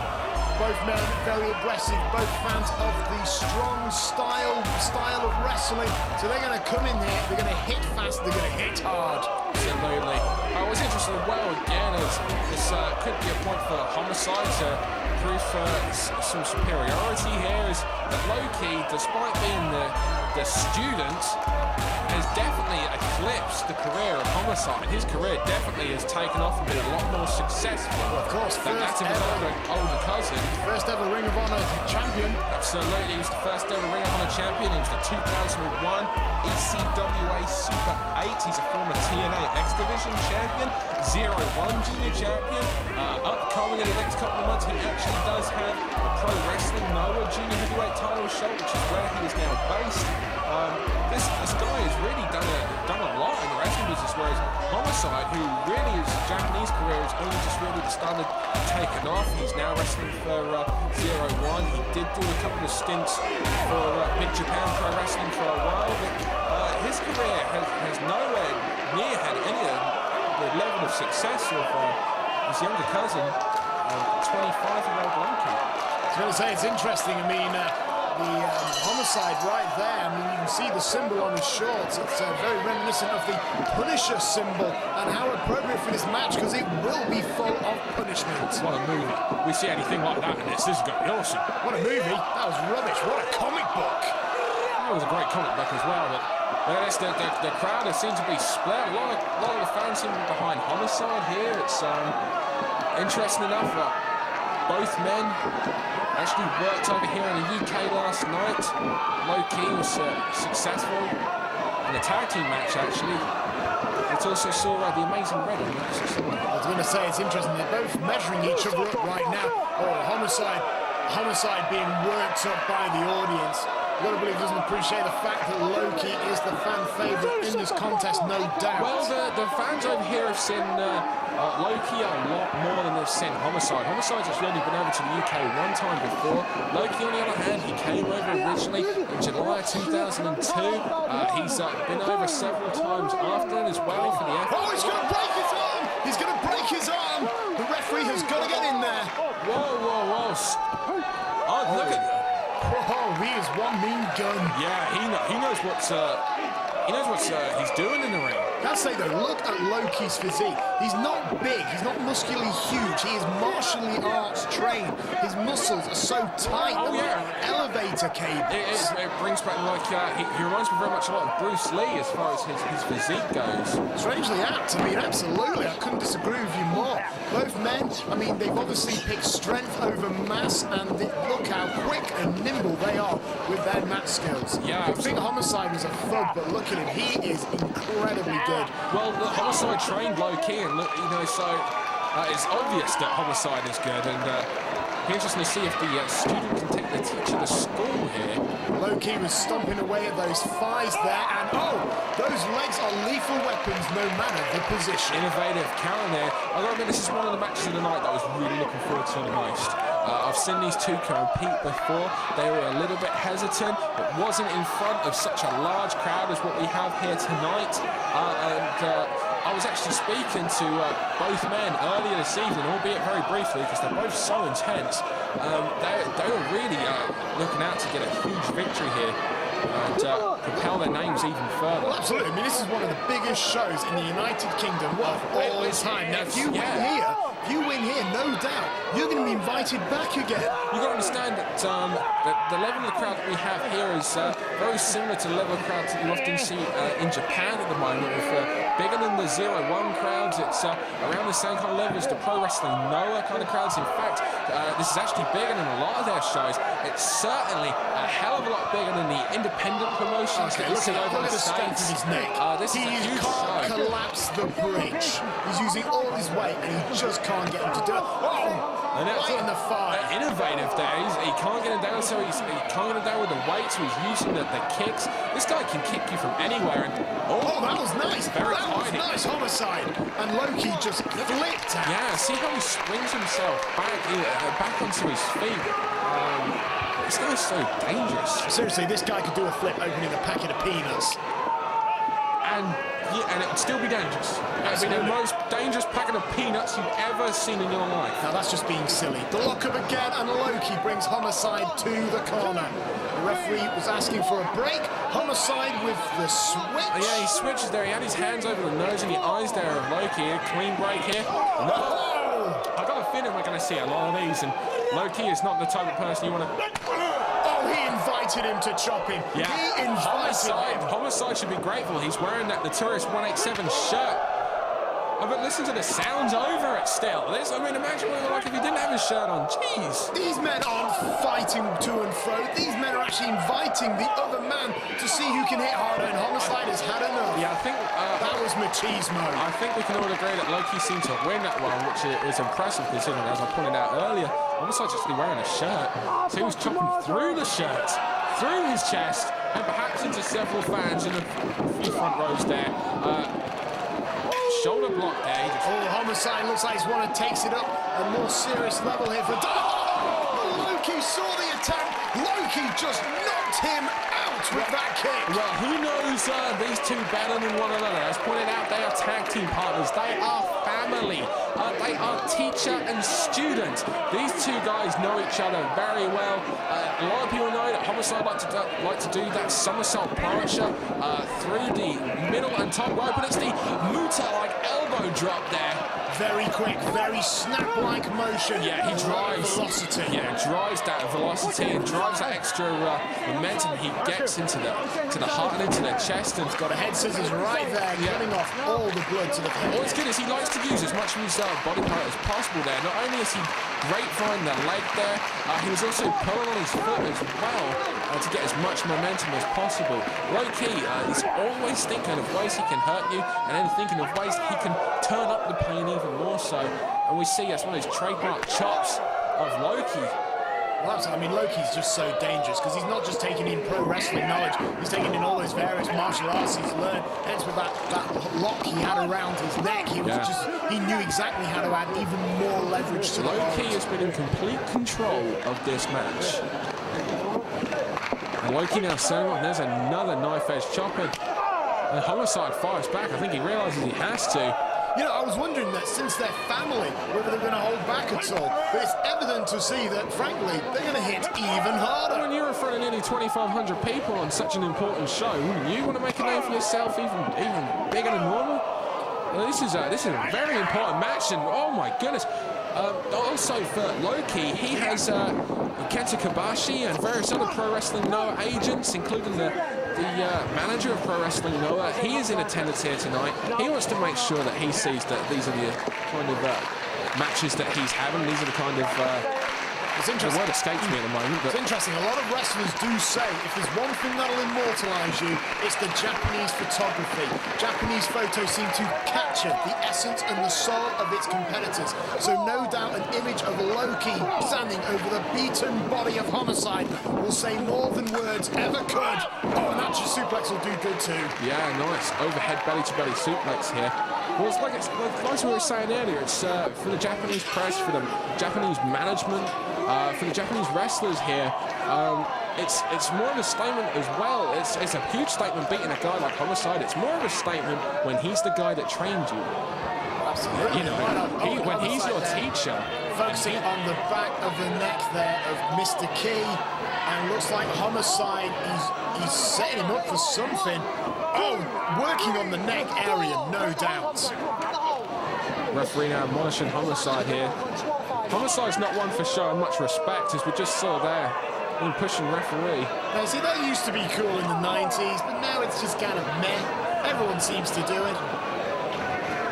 brings up Loki. I think we've been misjudging this match. I think we've talked about so much about Loki that we forgot really to put over just how dangerous Homicide is, and Homicide's really going to make us do that now, because you saw that interesting knee drop there to the back of the cranium.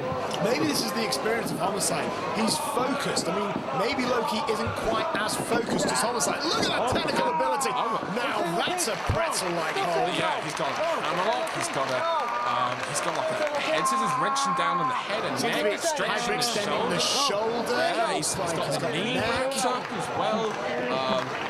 Wow. Oh, Loki's now trying to push him into a position where he can get a cover. Homicide reversed it though, got into a crucifix. And Loki is bad feeling position the in pain there from from the that hold. referee. Well, it looks like now, neck breaker. It is obvious. The neck has been painted red and Homicide is a bull. Absolutely, has a neck breaker, rude awakening style. It's a 2 count, didn't hook the leg. Homicide doesn't really have a reason to have a go at the referee here. It's just a continual lack of disrespect. But it's the kind of thing that we're used to from Homicide. Like I say, he is from a team called the Rottweilers. And what do you expect from a Rottweiler?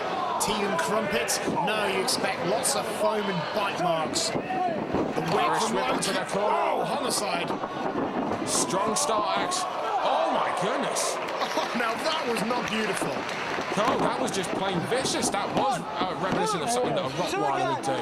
He just took his face off. Have you ever seen a Rottweiler run off the ropes and smash its knee into another puppy's face? No, but I've seen Rottweilers take people's faces off. All right, okay, let's get your point. I see where you're coming from now, Dan. Yeah.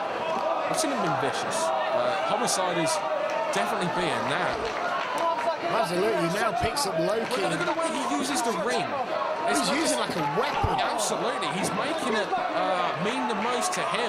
Which is, Homicide, which anybody that's followed this man's careers know that this guy likes to use a lot of weapons in his matches. You don't get a name like Homicide by being perhaps the most technically proficient wrestler. Although as good as he is, well, I think it's cute. It's cute because this is supposed to be a Ring of Honor guest match. Yet, use of the ropes, honourable? No, it is just brutal, and it just goes to reflect the nature of Homicide and how he has adapted within the Ring of Honor promotion. He was going for the ace crusher there. Homicide likes to use that move a lot. Right, shoulder block, outside, tries for the sunset flip. Loki. Oh, goodness! Double star in the abdominal area. What a way to get out of that. Homicide's glad. I bet Homicide's glad he didn't eat within an hour of this match, because that would have been, yeah, would have been seeing that again. That was a great one. Loki's trying to shake off, and he's still feeling the effects of that leg drop, the ropes and the knee drop. All the work on the neck. He's trying to shake it off. Absolutely, Loki now. Both men now trying to get back up. Loki's giving himself enough time where he can gain a second win, and there he does, and that's gonna stop you for a bit. It's gonna make your breathing very difficult for you. You know what? I've seen these two men pulverise British competitors such as Jazz Xavier and James Tighe, and it's nice to see them pulverise one another. What an awesome display of how physical wrestling can get. Homicide tried to cut Loki off. He took too much time hitting the ropes, and Loki just exploded with a forearm. There's that double Mongolian chop there. Another one to the neck there and the shoulder blades. When you're in that Loki, muscles of. When you're in that Loki, this is not child's play. Double underhook suplex with the bridge. Absolutely beautifully done right there. The butterfly suplex, he held on for the pin. 1, 2, no kick out. Loki was denied. Loki's still trying to shake off the effects of all the work that was done on him earlier. Well, this is why it's so technically important to focus on a single body part. Now going for a side suplex, but no, look at that. He left his neck open there. Homicide was able to make him pay. Here's the ropes, and there's an elbow to the stomach. Maybe this time he can get it. Oh, innovative move. I've never seen that before. Almost like a sort of like, I don't know, a stalling face planter. Yeah, it was a side suplex into like a flapjack type maneuver there. Very innovative from Loki. I mean, for a minute there, I thought I saw Homicide nose on the other side of his head, but thankfully it was just a bit of fluff. Oh, he's picking up perhaps for the key crusher. He's trying to Homicide's trying to bring all his weight. There you go. He's using the ring. He does not want to go for that ride. No, now this time he uses the ring to his own advantage. He suplexes the 180-pound Loki to the outside. There's oh my goodness, there's that mafia kick. Sends him headfirst into the guardrail. Oh no, maybe this is what we saw him trying to go for earlier. It's the somersault.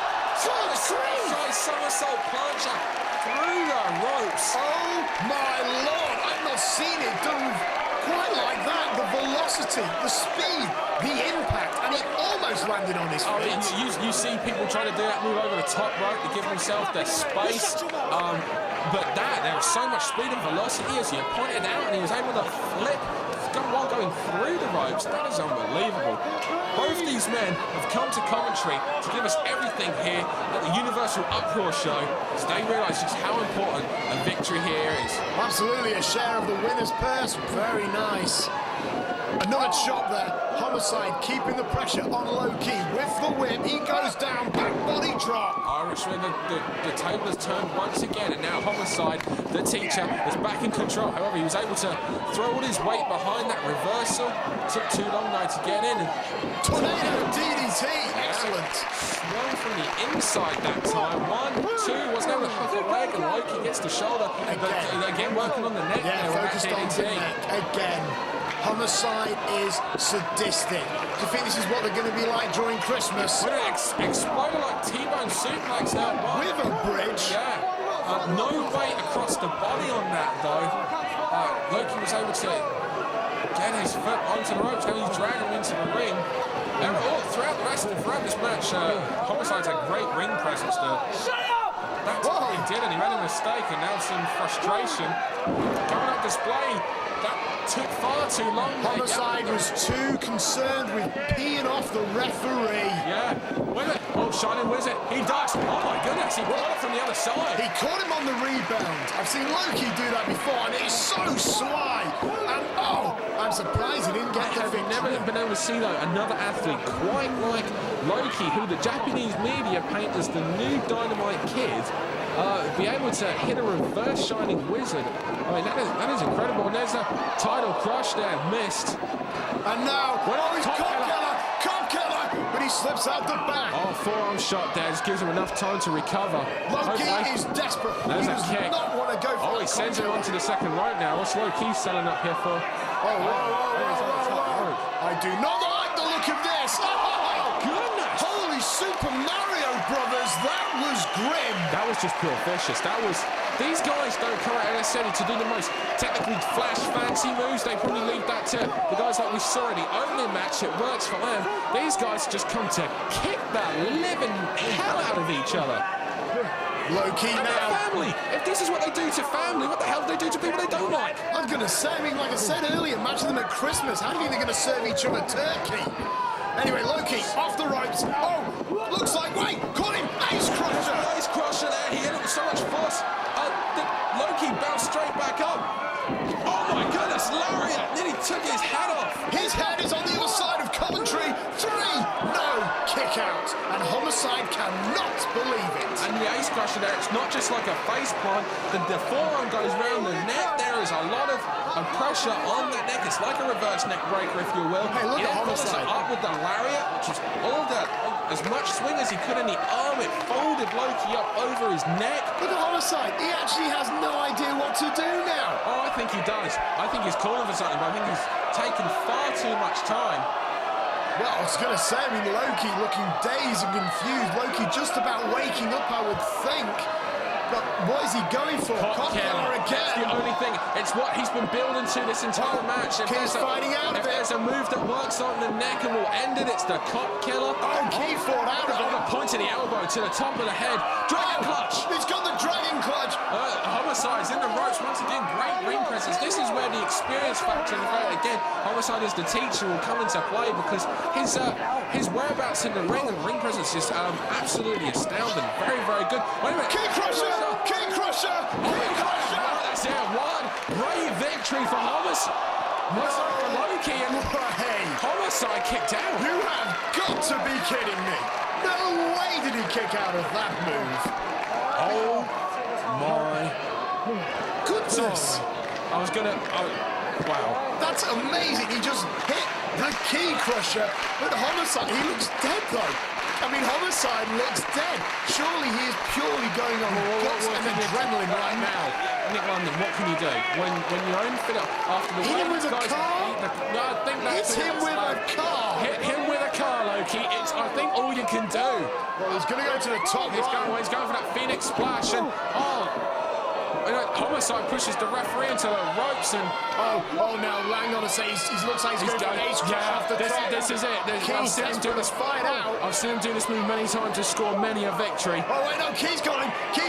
Maybe he's looking for the top rope key crusher. It looks like that's what he's setting up for here. Well, Homicide definitely. If he does that, no, Homicide's trying to get something from here as well. He's got him. Key crusher, surely. Maybe Homicide might be able to power him over. I really don't know. Yeah. Homicide, he's finding out. Wait a minute, what is this? Butterfly suplex. No. Powerbomb or something? Wait a minute, no, you can't do any of that. I don't know. Both men fall down. What? Who's going to do this? And now it's a series of Mongolian chuckle. Oh my goodness, now he's hanging up. I don't like the look of this. There's not a lot Loki, if I know Loki, he is sick! The fans heard that! He's dead! He's dead! 2, 3! Call the morgue! Homicide has died! Live in Coventry! Oh my goodness! Well, Loki's getting one less present for Christmas. Yeah, that's... Oh my... I've never seen anything like that. Ever. I thought he's going for a key crusher off the top. Can't be anything worse than that, surely. But bang! He just proved me wrong, Dan. Have you ever seen anything as vicious as like that doesn't involve a weapon? I've seen many things that came close, but nothing quite that vicious. I thought Carl was going to finish it off. That was awesome. It was like an in-ring version of a curb job. Oh my goodness. I've never seen anything like that. Never. I mean, seriously, I think Homicide will need some sort of medical look at his face. You can see his face starting to swell up already. There was a knot on his face there starting to swell up already. I mean, I know Homicide's breathing, but you got to remember it's like a chicken. If you remove the head of a chicken, it'll run around for a good 5 minutes. Homicide, I've got to believe if he hasn't died, then he saw a great white light at the end of a tunnel. That's going to be a horrible plane journey for him back to Brooklyn. Ooh, imagine the hangover tomorrow morning. Not only is he going back after losing this match, it was a great performance from him, a great effort. But not only is he going back to the States after losing this match, he's going back with a crushed face. And his pride absolutely in shatters. I mean, how would you feel if the person you taught then became, in essence, better than you? Well, I'd probably feel like somebody just jumped off the top rope and stomped on my chest. I'd feel like being the person that would rather jump off the top rope and stomp on their face, which is what he called it. It was I think it was like 1 foot to the chest, 1 foot to the face. That was just plain vicious. Well, anyway, Loki was that desperate for the victory. I mean, absolutely, Loki tonight, victorious here in the Coventry Skydome. Impressive.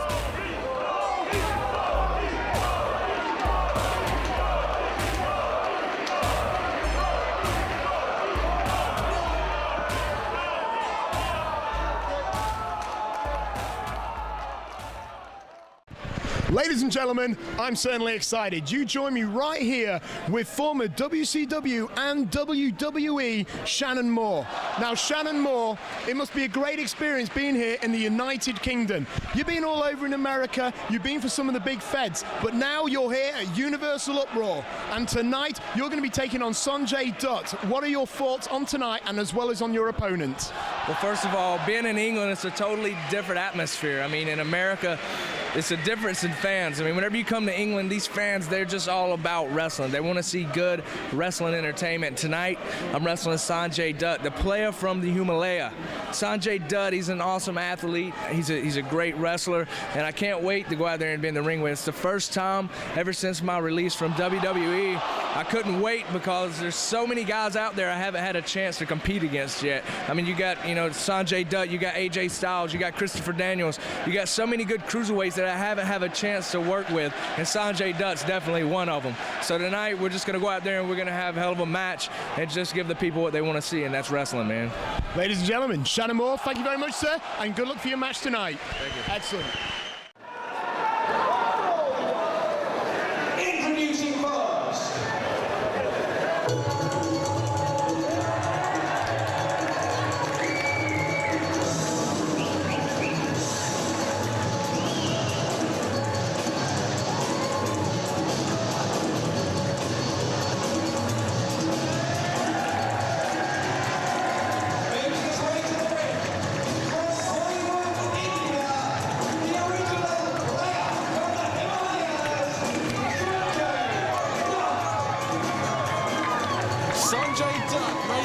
his way to the ring here at Universal Uproar. And what a match this should be. It's Sonjay Dutt and Shannon Moore.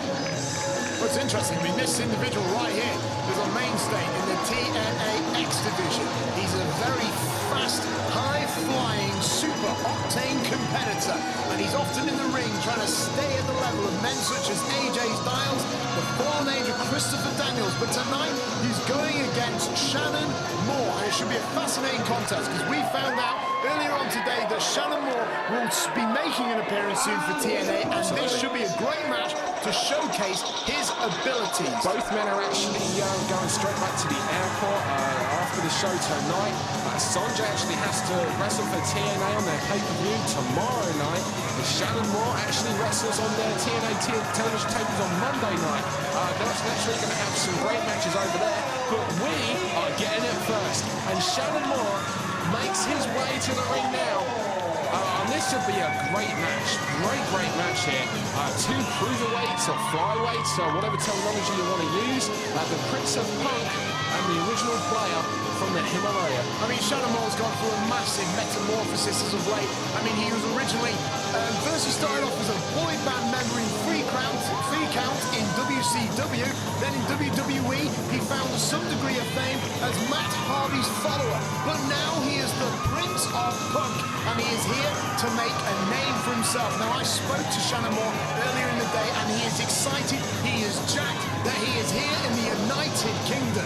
Because usually when he's here, he's not doing that much, but today he's got the spotlight on him, and he wants to steal it. Well, he told me, actually, like he told you, that he loves the UK fans. He loves the fact that they appreciate wrestling, and that's why he's here, and that's why he's so excited to be in with a guy like the 23-year-old Sonjay Dutt for what should be a fantastic flyweight wrestling match here.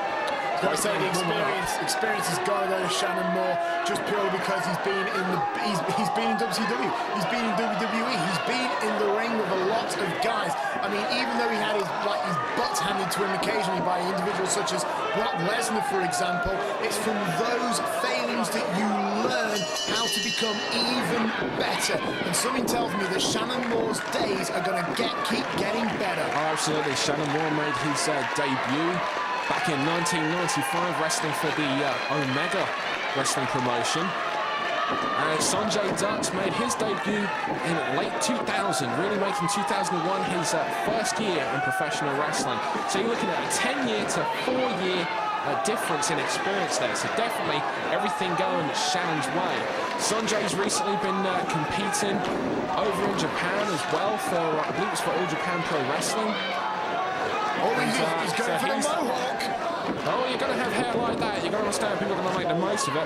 Shannon Moore recently has made his way back onto the independent wrestling scene, looking to make a name for himself and prove that he is capable of wrestling. Have the matches that we know and he know that he can have, and the match that unfortunately he has not been allowed to have recently. Look at Shannon Moore. He is seriously put together. He really is looking the business right now. Bit of a warming up process going on here. Absolutely, the original player from the Himalaya there. He seems to be taking a little bit of flack from the audience. I mean, obviously the fans excited to see Shannon Moore. I think it's safe to say that fans are behind Shannon Moore tonight. I still hear some cheers for Sonjay Dutt as well. But I think this is the first time the fans in the UK get to see Shannon Moore like this. Sonjay Dutt's been over here before. We saw him in the FWA, wrestling Jonny Storm. Fantastic match those two had. Last night, both these men actually competed in a 4-way match down in Wales for UCW.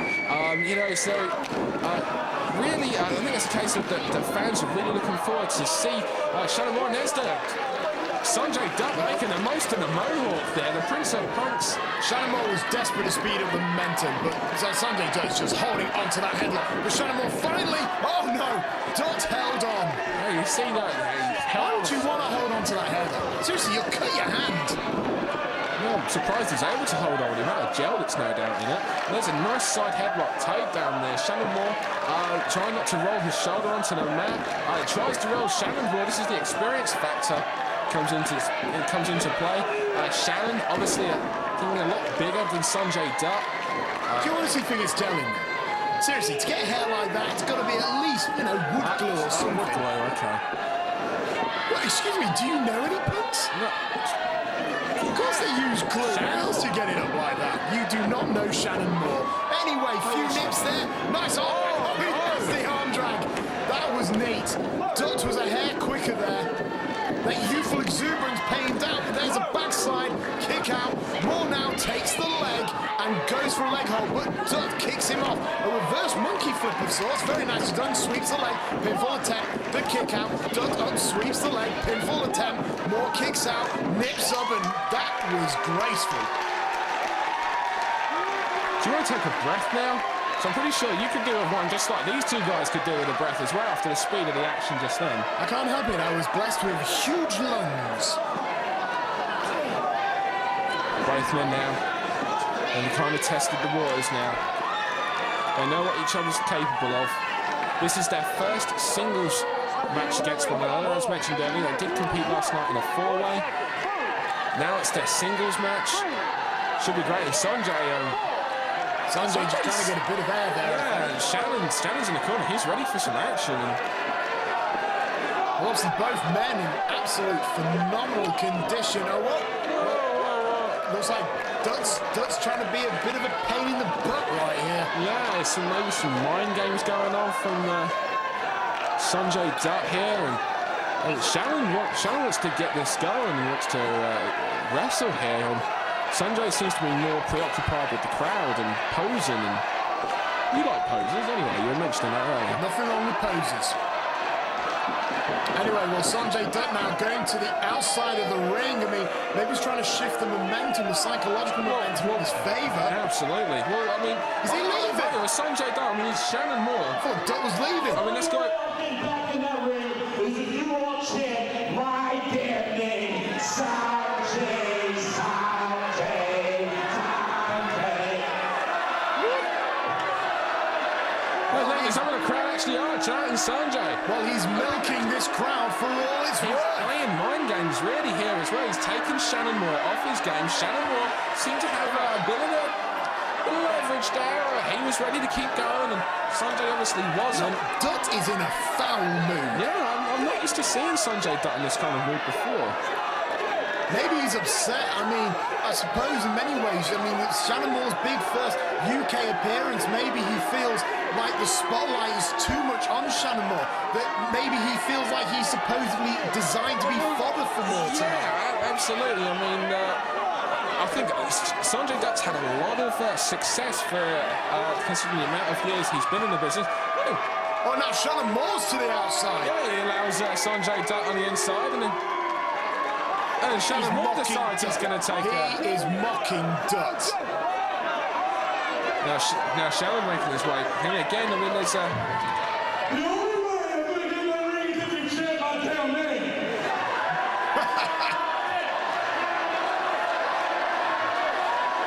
Shannon Moore is having none of Sonjay Dutt's horseplay. no, he's again. This is a 10-year veteran compared to a guy who's 4 years in the business. And Shannon seems to know what he's doing. But there's Sanjay again. He's hiding in the ropes there.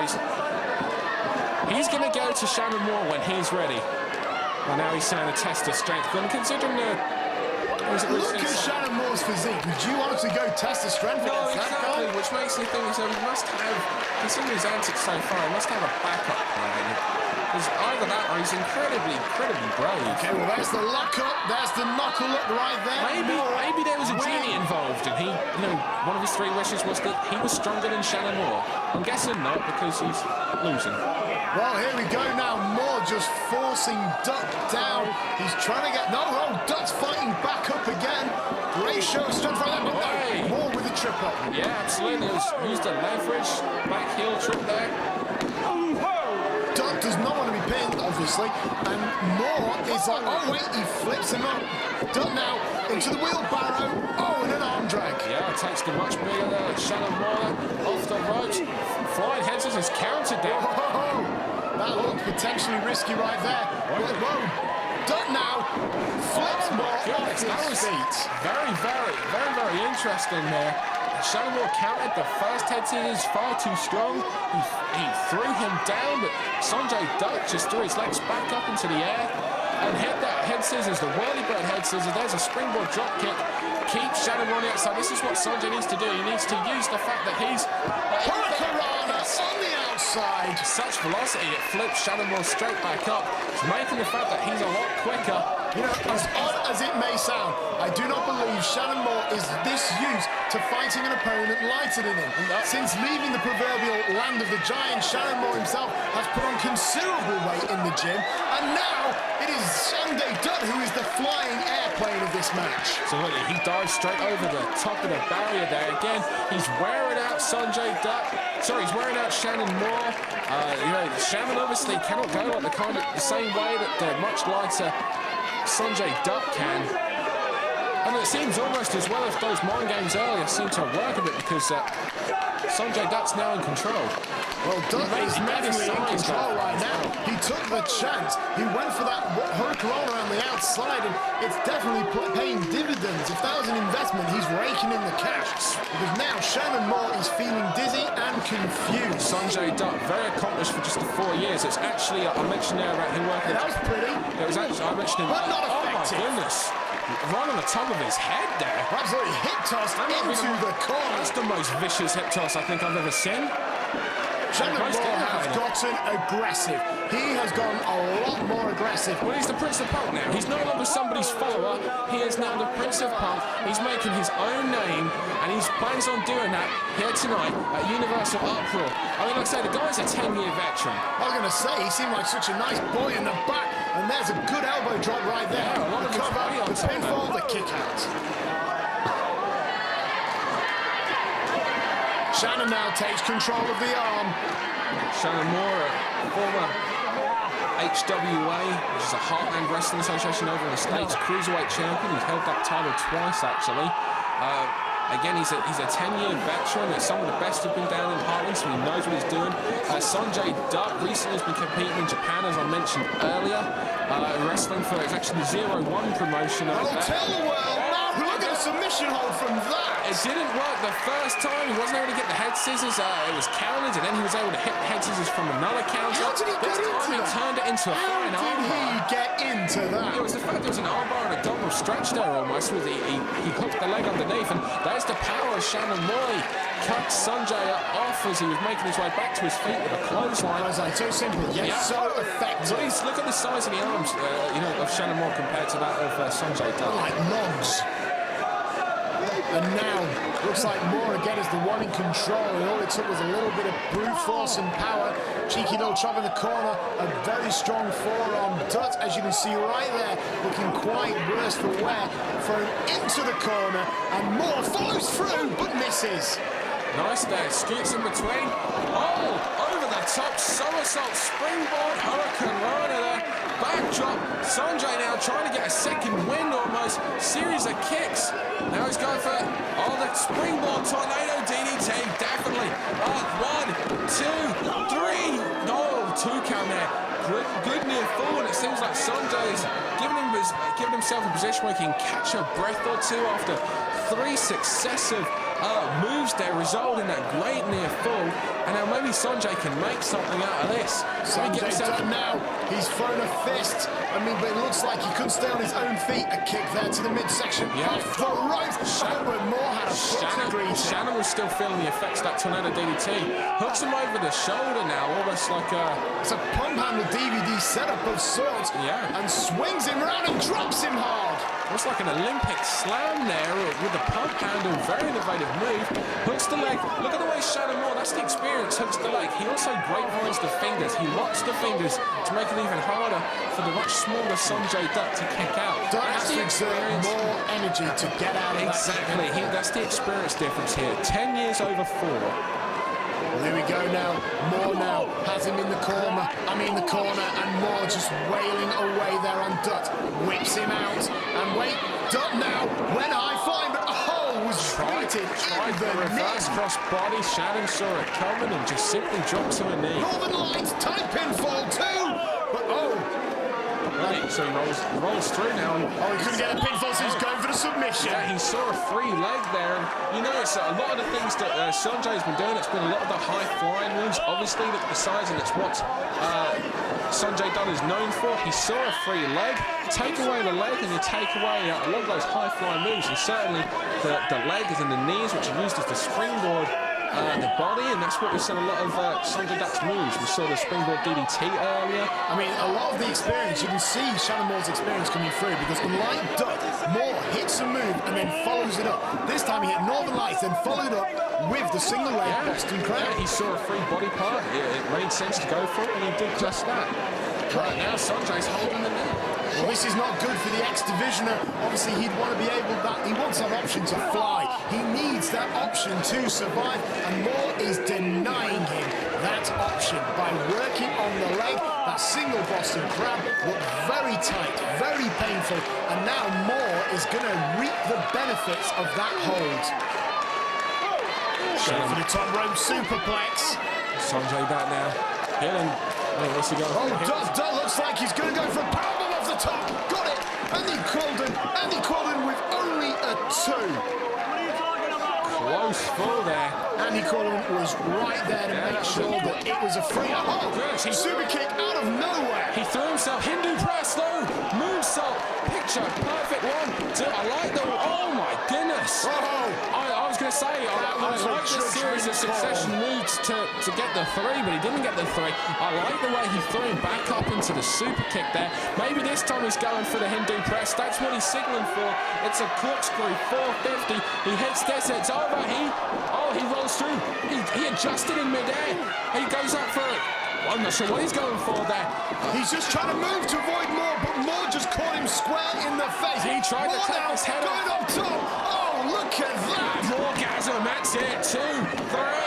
The Morgasm gets the victory for the Prince of Punk, Shannon Moore. I want to point it out though, earlier on when Sonjay Dutt hit that moonsault, the referee went down. He hit the mat 3 times, and that was a judgment call by the ref. The ref decided as close as it was going to count, and that second chance gave Moore the opportunity just to hit the Morgasm and take it home. Just goes to show how closely the referee had to have his eyes on what was going on. That it was a split second there. Great refereeing there by Andy Quilden. Questionable refereeing, if you ask me. No, I think all the same. I mean, it's going to say in the record books that Shannon Moore beat Sonjay Dutt, and now he's going to TNA with that victory under his belt. Absolutely. Great match here, great victory for Shannon Moore. And lovely hair as well. Ladies and gentlemen, what a fantastic match.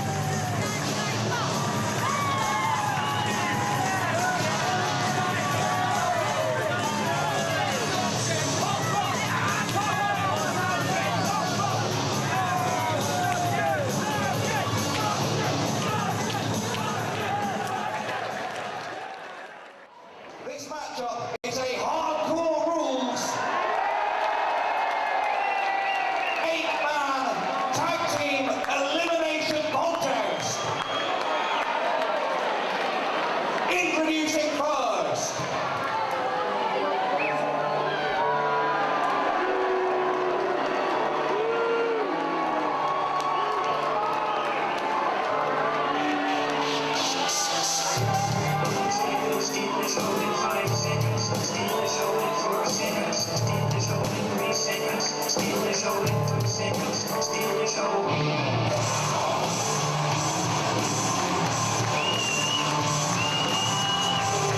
making his way to the ring.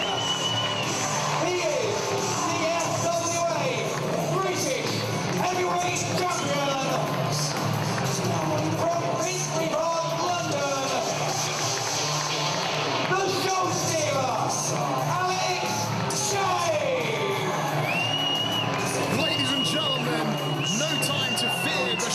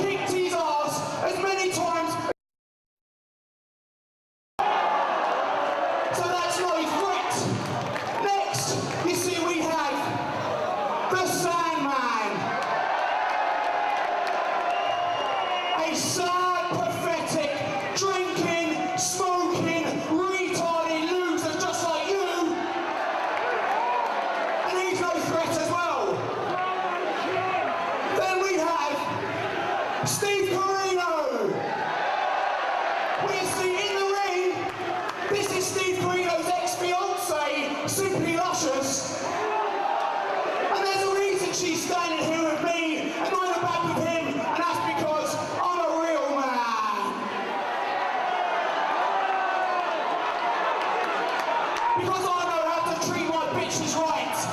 And let's get to last but not least, Mick Foley. You see, Mick, I've got a little score to settle with you from the last show right here.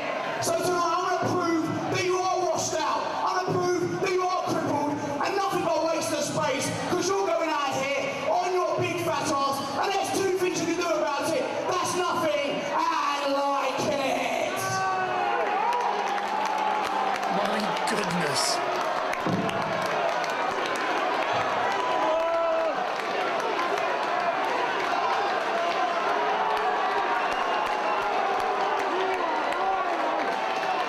And their opponents. And right now, Righteous Paul Travell. Ladies and gentlemen, this is a man who's creating an absolute sort of cult following based on the fact that he is a sick-minded individual. I saw him earlier in the day tearing foam padding off the chair so he can bludgeon the skulls of his opponents here tonight. Introducing the first member of the team, the Righteous Paul Travell. I remember one time when I first met him, he was such a lovely guy. I went back to his house, lovely mum, lovely dad and everything. But then he was like abducted by a cult known as the Family in the FWA. And now, even though the family has now disbanded, what has been left behind is this lost child, and he is fending for himself, and he is depraved. what really took Paul Travell to the brink of insanity was when he was set on fire By Nike by Whip. Mikey Whipwreck, tell you, 2 years ago. Coming out next, ladies and gentlemen, the one, the only, the king of the old school, Steve Corino, a man with a very personal history with Alex Shane. It's an incredible personal history. Alex Shane mentioned earlier that the person who is now his girlfriend, Simply Lusher, is actually the ex-fiancé of Steve Corino. Now, there is a huge history between these two. Steve Corino was talking about bad business plans that he felt Alex Shane was responsible for. And there were some harsh words exchanged between the two. Eventually, FWA brought Steve Corino over. A match happened between the two, which Steve Corino won. There's just so much going, so much heat, so much bad blood between the two. You've got to believe that Alex Shane want to avenge that pinfall loss to Steve Corino by pinning him tonight.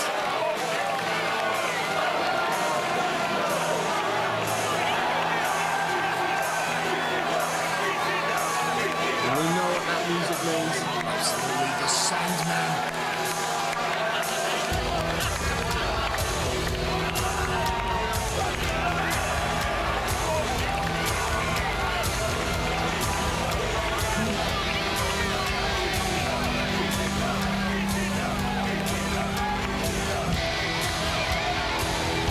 The Sandman is here. Former ECW World and Television Champion. Absolutely, he's a 5-time ECW World Champion. He's a former WEW Tag Team Champion in Japan, NWA TNA R10 winner, and he's one of the FWW King of the Deck.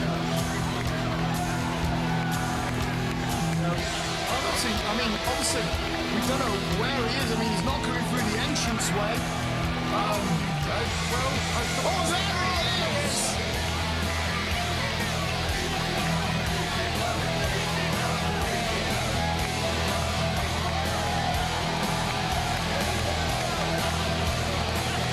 Old school Sandman entrance.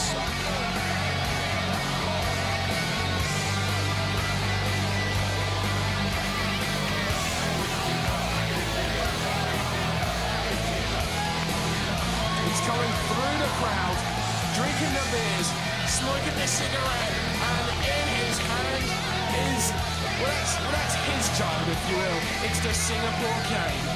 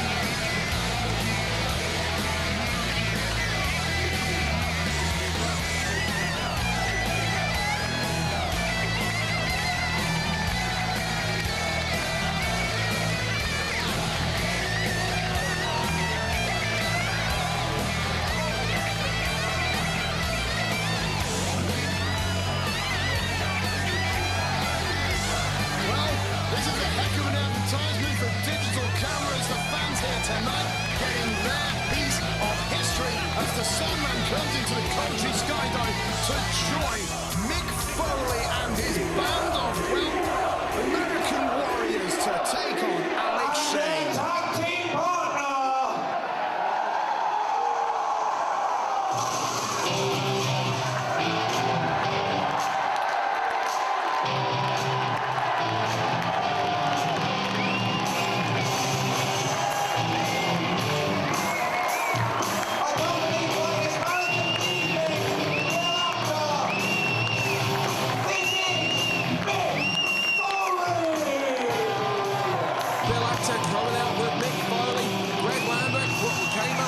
Shane and his team earlier went round with in their corner. They're up to him in Mick Foley's team's corner. This is coming off of what happened the last time he was in Coventry at the showdown. Involving Mick Foley, Alex Shane, Bill Apter and Greg the Truth Lambert. Simply put, Greg Lambert despises Bill Apter because Bill Apter is an amazing journalist in wrestling, and Greg Lambert wants to become that icon of journalism. He already sees himself as that icon, which is the problem. Well, I'm not going to disagree with him necessarily. That wouldn't be my place. However, the real story is between Alex Shane and Mick Foley. Simply put, Mick Foley came over here for a run-of-the-mill date, a quick payday, only for a young guy by the name of Alex Shane to try and make a name of himself here in Europe. Mick Foley, Sandman, Steve Corino and Paul Travell all standing on the inside of the ring, whereas Alex Shane, Stixx and the Iceman all on the outside. As you see Greg the Truth Lambert there is coming up with some, he's arguing with the referee there, and he's arguing with Bill Apter as well. Well, we're going to go through the rules screen, ladies and gentlemen. Yes, there are pinfalls, there are submissions, and there are countouts. However, both teams have decided that disqualifications will not be allowed. This is effectively a no DQ match fought under elimination rules. We're going to see how many people actually survive this abomination of a contest. What a match this is going to be, like you say. It's a no disqualification, elimination, 8-man tag. I mean, look at the four guys you have Mick Foley, Sandman, Paul Travell and Steve Corino. Steve Corino, a former NWA World Heavyweight Champion and a former ECW World Heavyweight Champion. He's known for bleeding. All right, let me get out of the way. It's great to be right here in Coventry, UK. We got a little bit more important business, you see. We're going to have one heck. No, I can say we're not on TV. We're going to have one hell of a confrontation here. I wouldn't call it a tag team match. It's hardcore rules. Anything goes. Everything goes. And Corino, you and I, we never tagged together. Until this day, Paul, we've never even seen each other. Sandman, I've known you 15 years. This is the very first time we've ever tag teamed together.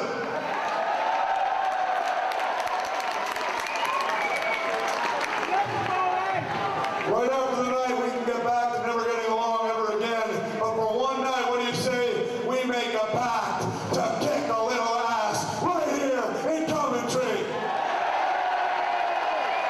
Trademark sheep pop there.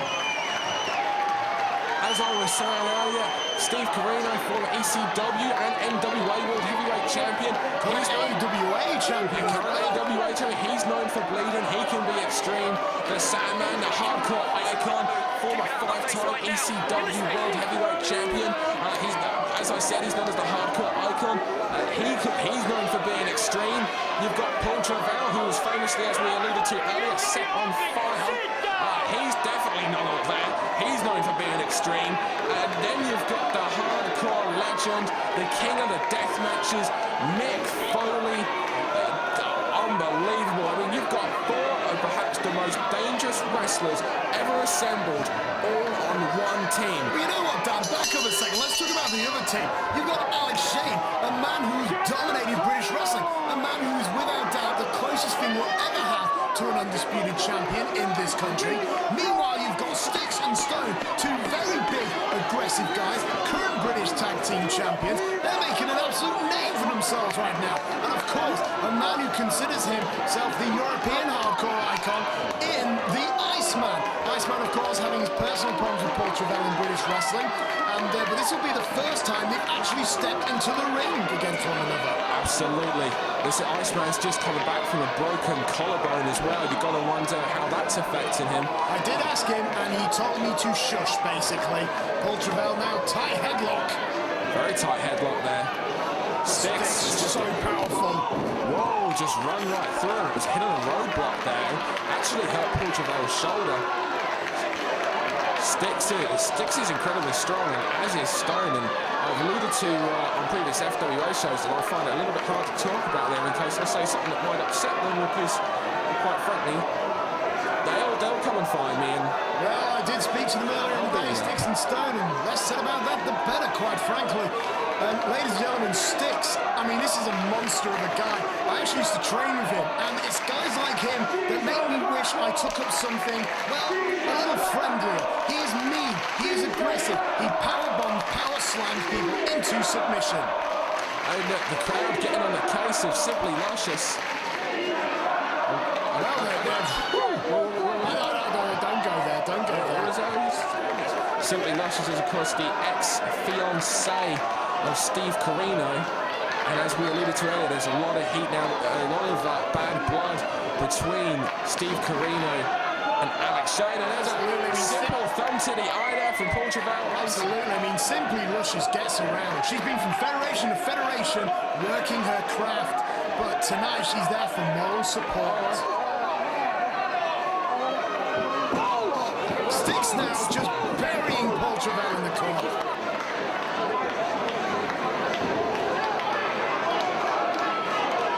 Stixx with Paul Travell up on his shoulders.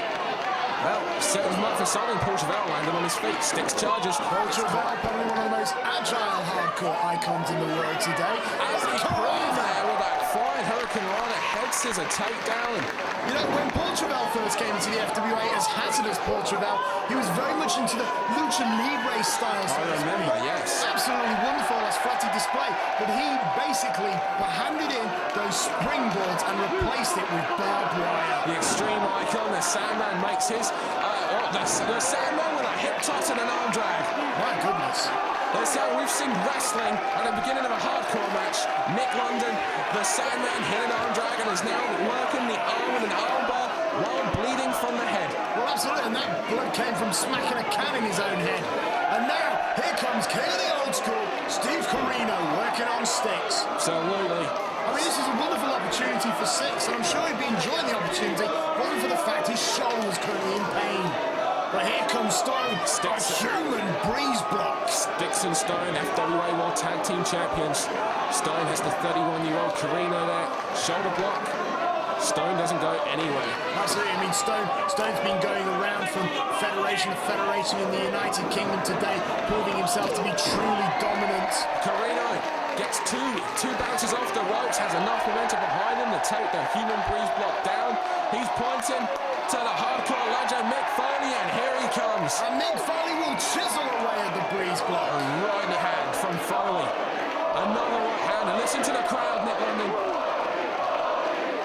They are thrilled that Mick Foley has graciously given them a very rare Mick Foley matchup here tonight in the Coventry Skydome. And here's the thing, it's not the Mick Foley that, you know, we'd all like to invite round ours to have maybe a drink with, or maybe sit down and watch a bit of TV with. It's a bit of puppetry. Yeah, look, this is the hardcore Mick Foley. This is the Mick Foley that just he's going for an elbow drop. First made famous in ECW. He's going to go for it, but no. Team Shane obviously want none of that. Mick Foley now being forced to get back into the ring. Foley, who's a former 3-time WWF World Heavyweight Champion, a former 2-time ECW Tag Team Champion. Oh, somersault departure from Travell, takes out Stixx and Stone. I mean, absolutely. I remember when Mick Foley first came into WWE as the demented Mankind. Then he became slightly more lovable, but no matter how lovable he became, he was still a sick, perverted being who uses the mandible claw to rack up victories. Irish whip Lost the momentum, sends Stone into the corner. Took too long, telegraphed that move. Elbow walks into the sidewalk slam from Stixx. And that's why these two are tag team He champions. holds the legs while Stone hits the ropes and hits a knee drop there. Covers straight away. Great tag team wrestling. That goes to show you why they are the FWA tag team champions. Stone now throws him off the ropes and takes him down with a very firm back of the elbow. Suplex set up, takes him up, drops him down. Nice technique there from the big man. Absolutely. I mean, Ryan Stone, no doubt, he hasn't just done what a lot of trainees would have done, and that's just go to the gym occasionally. This guy has really seasoned himself, and here comes the show stealer, Alex Shane, taking it to Paul Travell. He's had his personal wars of him in the past as well. Absolutely. I've mentioned this on previous FWA events.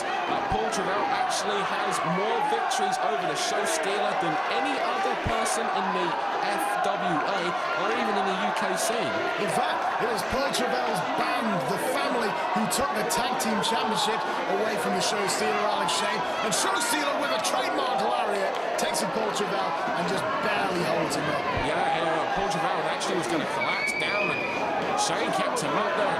Took too long. Travell was able to get his wind back, get his bearings back, foot up, and whoa, well, he's going for that tornado DDT that he's become known for. Oh, here we go!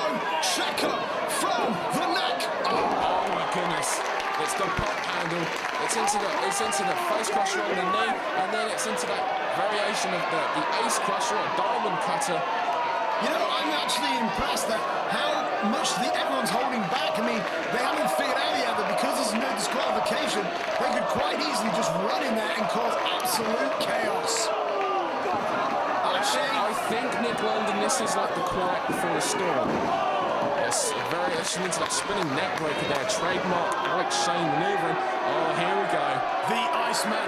This is the first time that the Iceman and Paul Travell have got in the ring together, despite the fact that these two hate each other's guts. Now, this guy isn't called the Iceman because he's like a fan of Mr. Whippy ice creams or anything like that. Oh, I miss those. Yeah, he's called the Iceman because he displays no remorse. He doesn't care about anything he does to you as long as it hurts you. That makes him happy. Oh, now that was a lariat, and Paul Travell is in a predicament and cannot. Oh my goodness.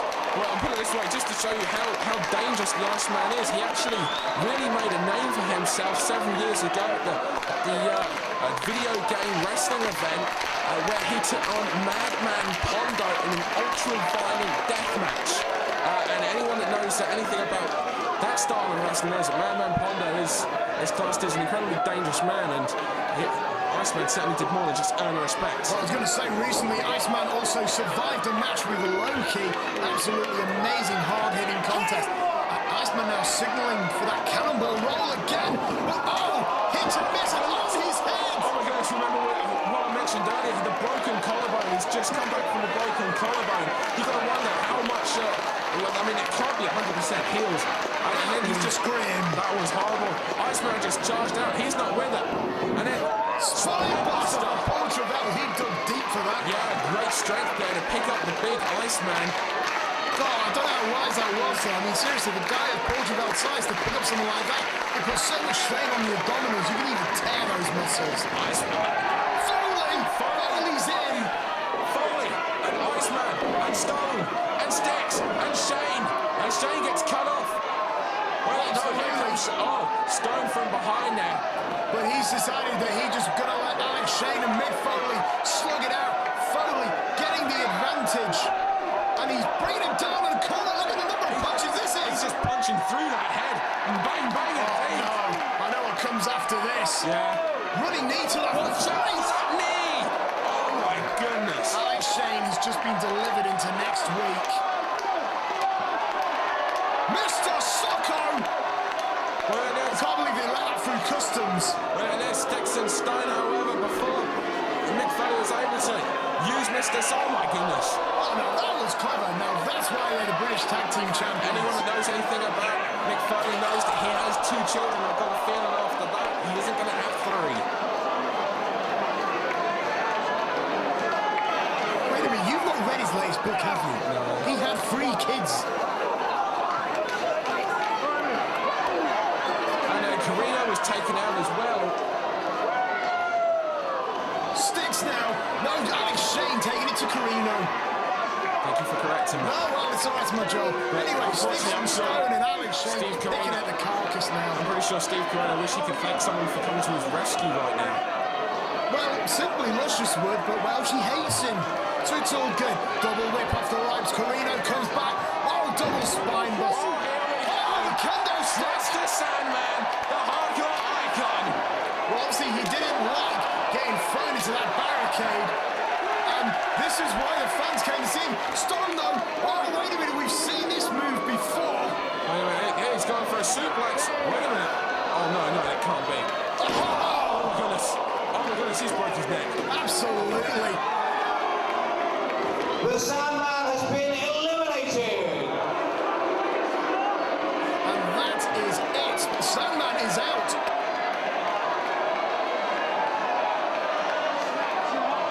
This is not good. It's like you're about to say. This means it's 4 on 3. Oh, absolutely. I mean, now the Team Foley have got a massive disadvantage. Not only have they lost Sandman, but Mick Foley is feeling the pain from down below. Oh, my goodness. Wait a minute. We just saw while all that was going on, Paul Travell and the Iceman were brought to their back. And He just dumped Iceman down the ladders in a shopping trolley. And there's Mr. Pointy. oh, my goodness. It's the barbed wire baseball bat that is Mr. Pointy. Iceman's hurt. I mean, he went down those stairs in a shopping trolley and certainly didn't look like he landed very softly at all. And Well, obviously, this is what we're talking about. This whole no DQ situation. This is going to get messy. Paul Travell has no heart. that certainly was not a safe way that he landed in that shopping trolley. Paul Travell now taking the Iceman to the outside of the arena. I mean, this is just brutal. It's bad enough when you got these two in the same building, get them against each other, brawling with a barbed wire baseball bat around a building as big as the Coventry Skydome, and now they're fighting upstairs. And wait a minute. Paul Travell. Fan got in the way of Paul Travell, and Paul Travell just pushed him over. Yeah. Paul Travell is going up to the stairs. What's he doing? Oh no, this is dangerous. Paul Travell is a suicide monkey. No, Iceman's down below. The audience can sense it. No way. Oh, Paul, don't do this for the good of your health. Oh my goodness. He just wiped him out. That must have been 20 feet in the air. Oh my Lord, damn. Oh my goodness, that was a tornado DDT. That looked like it was a tornado DDT. Well, the Iceman's dead. And back to the ring, Alex Shane and Stixx and Stone are going at it at Mick Foley. Yeah, it's just all brought down now to this brawl. And now Shane now has the boot on Foley. I'm not quite sure what's going to be the result of Travell and Iceman. And we haven't seen them. I mean, Travell just jumped off a 25 foot high balcony and DDT'd Iceman into the concrete. Ladies and gentlemen, the referee has told me that both Iceman and Paul Travell are unable to continue and have been counted out. Well, there we go, ladies and gentlemen. Iceman, Paul Travell being counted out, and Paul Travell now being taken to the back. I mean, that was a horrendous drop. Yeah, that was like, and both men have been. Oh, double DDT from Mick Foley. That's one of his patented moves. That came out of nowhere. And you've got to believe if Mick Foley could make the cover, he would have eliminated Stone right there. Absolutely, he won his third WWF World Heavyweight title with that move, actually. It's one of his patented moves, and here comes Corino. Well, it's 3-on-2 right now, and it's going to be Steve Corino taking on the British Tag Team Champions. Corino ducks in. Oh, wait a minute, he's got them both. Oh, there's a flatliner-like move combined with a DDT, and Corino goes straight for it. He's signaling for something. Yeah. Oh, they're signaling for the lariat. It's one of his. If Stixx takes the lariat, he is out of this contest. That's a guarantee. Oh, and Stone's cut him off with a pass. Yeah, he used that Singapore cane at Sandman, left outside, and No! Stixx, you big dummy! you said that, just so that they know this, you said that, and there's a low blow on. Mick Foley now with the kendo stick. It's just all broken down. It's just pure chaos in the ring right now. And wait a minute, Foley with the Stone pile driver. oh my goodness, that's it. That is gonna be it. 2, 3, Stixx is gone. Stixx has been eliminated. One half of the British Tag Team Champions in Stone and Alex Shane, the current British Heavyweight Champion, going against the hardcore icon Mick Foley and King of the Old School, Steve Corino. And now here we go. It's redemption for Foley. It's this is the feud here that really, as we pointed out earlier, began in March. It's now November, and these two are looking to settle it here tonight in Coventry Skydome, and they're going to do it by any means possible, and it includes brawling around the Coventry Skydome. These guys will do anything, and my sweethearts, I'd move out the way if I was you. Oh my! He sends the show stealer into the stairs there. Alex Shane looks like there is no one home. Yeah, there really isn't anyone there. Oh, he's not just, he's going proper outside now. Oh my goodness, now they're filing around this building, and now they're going up. Oh my. Oh, what has Mick Foley got in mind for the show stealer? I dread to think what's going to happen to the proverbial planet eater. When Foley gets in this mind, he becomes sick, twisted, and there's nothing that you can do against him. It's hard to think that this man has a beautiful wife and 3 beautiful children. Meanwhile, Alex Shane, though, back in control, and it looks like he's now taking control of Foley. And now Foley was trying to dump Alex Shane over the top, and Foley has no remorse. He's gone into that nasty place that he goes into when somebody really annoys him. I'm guessing. No! Alex is trying to do that to Foley.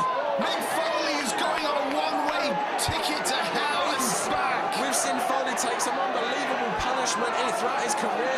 You don't understand if he ended up getting thrown over this could be the end of his career. When the referee's trying to stop this, and he's trying to get them both back in the... Oh my God! He just, the referee.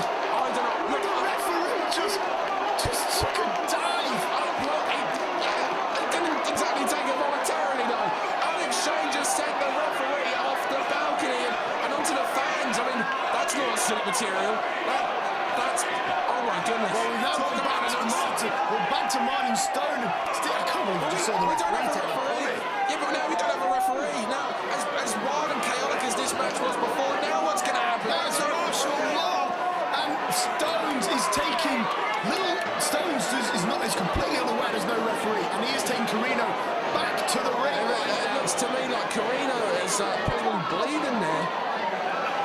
Yeah, indeed he is. Corino has been busted open. Stones has done another nail, but because of knee shots like that, that is, oh my goodness, that's just hard, stiff knees to the head. And How cool must this be for Martin Stone? Martin Stone is taking Steve Corino and Alex Shane brutally brought back to the ring. Foley dominating Alex Shane, and there's that kendo It's all stick coming back again. to the epicenter of pain. That is the wrestling ring. My goodness.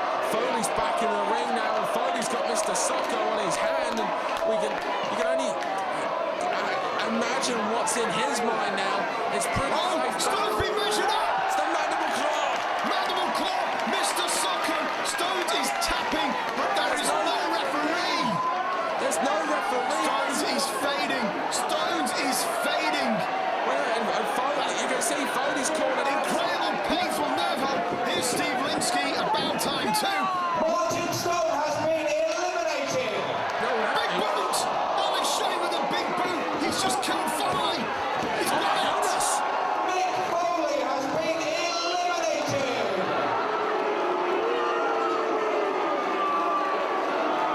Oh, look at the reaction of Mick Foley. Oh my goodness. Oh, he's tearing his hair out. He is unhappy. We're back to Alex Shane versus Steve Corino, and there you can see the evil witch and just laughing at her ex-fiancé. Nick London, Alex Shane just pinned Mick Foley. I know, it's unbelievable. Alex Shane just pinned Mick Foley. Alex Shane just pinned Mick Foley. Well done, Dan. And it's amazing. But look really comes down to these two now.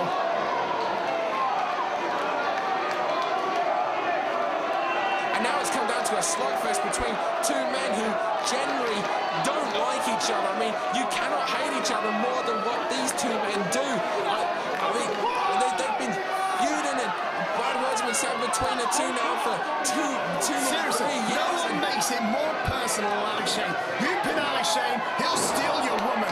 And that's the checker from the neck up again. And Alex Shane, all he's got to do is deliver the big boot one more time. I know, and he's setting it up, and it's the same boot. This is your British heavyweight champion. He makes Enzo Gory. Shane is done to win it. Hits the rope. Lariat. The lariat. 1, 2, kick out. Oh my goodness. Oh, I thought he had him. Oh my goodness, that's the same lariat that he used to defeat Alex Shane the last time these two guys competed. And there's Simply Luscious. That's his former fiancée that's just slapped Corino from behind. And Hell hath no fury like a woman's Shane is still out. Shane is still down. Oh, wait a minute. The bloody He wouldn't. Oh, the bloody Corino has his head. We don't know why those two split up, but I'm guessing it wasn't good because now she's going with his mortal enemy, Alex Shane. And oh, she just slapped him. Oh, twice. Was that smart? Oh, well, she's was happy that about it. honestly smart? I don't think it was that smart, Nick London, but she seems very proud of it. She is not pretty when she's angry.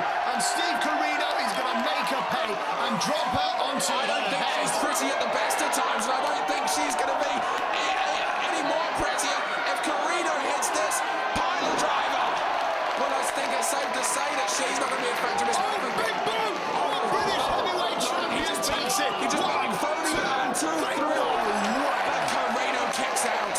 How on earth do you kick out of that big boot? Come on, Alex. Hit it one more time, baby. Hit it one more time. He caught Foley off guard and pinned him. He caught Corino, but Corino.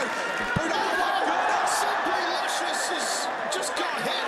And Corino now with the lariat. They caught him like this. 1, 2, 3, lariat gets the win for Corino. Corino survives. A bloody Steve Corino is the winner of this 8-man hardcore elimination match. Nick London, what a match. I cannot believe it. That is twice now that Steve Corino has won a match by pinning Alex Shane with the lariat. And he nicked his ex-fiancée. What's he going to do now? Nick his mum? Oh, what a tremendous day. I was speaking to Steve Corino earlier. He told me he actually got engaged to his new girlfriend this morning. You know what? And now he's defeated. Now not only, I'm sure his new fiancée is loving the fact he's just pile-driven his ex-fiancée and also just lariated the neck and head of Alex Shane straight off his shoulders. Oh, what a trip to the UK. Now, I've got to tell you, by the way, for people at home, you cannot pile drive your ex-girlfriend. The reason Corino got away with it is because Simply Luscious got involved. She became a part of the match, and that was the mistake, because that distraction with Simply Luscious allowed Corino to hit the lariat. And here's Mick Foley and the Sandman for the post-match celebration.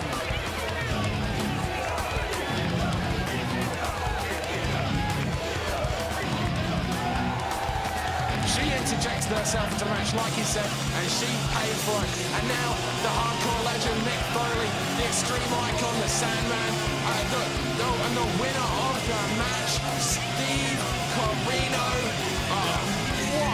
What a match! What a hardcore match that we just saw between these 8 men. Obviously, Paul Travell can't be in the ring right now. He was just completely What's the taken out. Sandman would throw me a beer? Oh my goodness, what a match.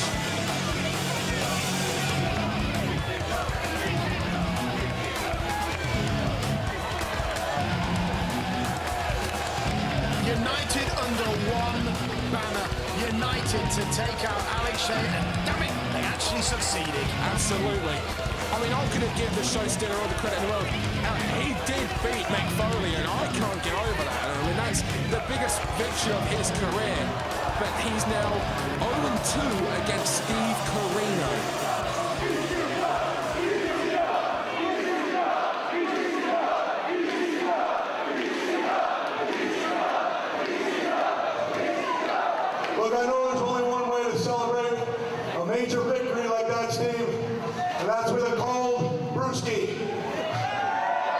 I want you to drink up because you deserve it.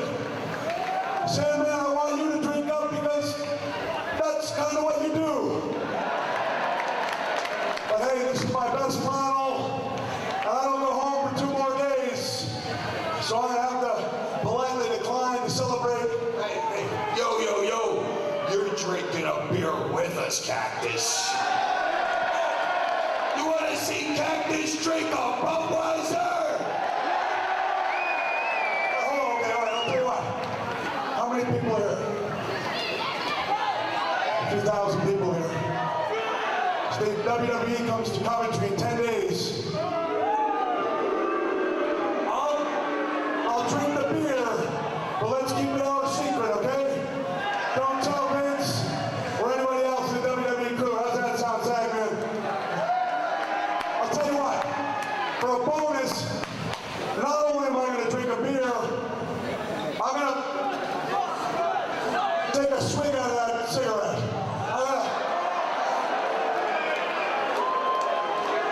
I know that smoking kills, but so does getting chokeslammed off the Hell in a Cell.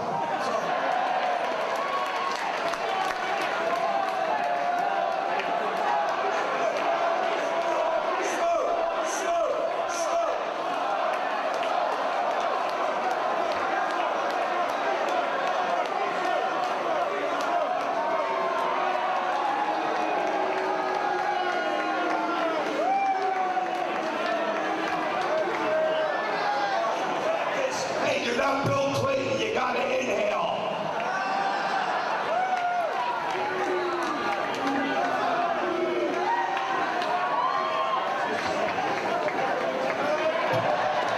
Now drink some damn beer.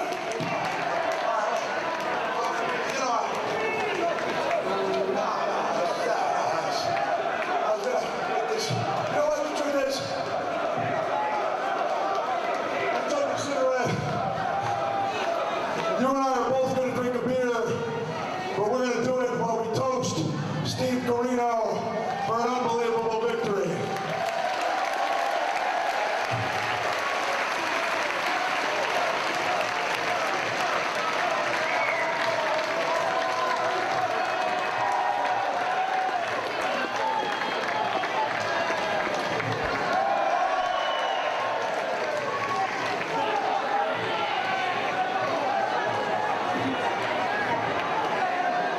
Luckily, this is one of those weak American beers.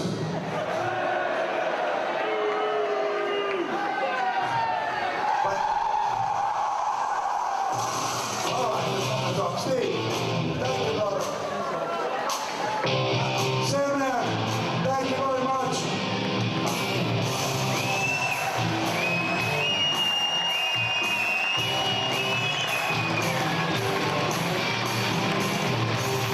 To all you people in Coventry, thank you very much. Hey, except for one person. You know what? Come here. Hold on. Cut the music. The last time I was here in Coventry, UK, I pointed out that I'd just seen the largest set of boobs in my entire life. That same girl is here, but she's wearing a turtleneck sweater. She's not showcasing those bad boys.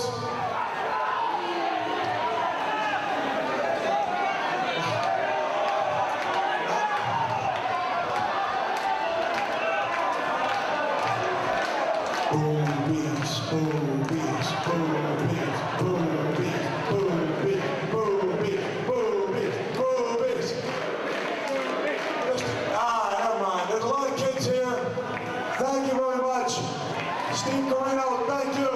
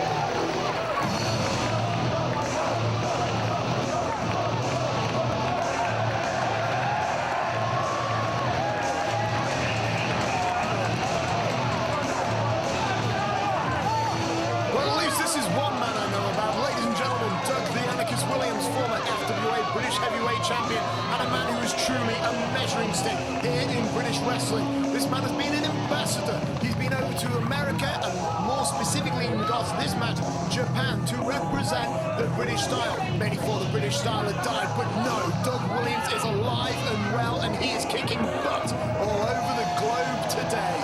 Absolutely, Doug Williams now in his second year with Pro Wrestling Noah. Made his debut for the group in 2003 on their Navigation with Breeze tour. And it wasn't that long later that he and Too Cold Scorpio went on to become the Pro Wrestling Noah Global Honored Crown Tag Team Champions.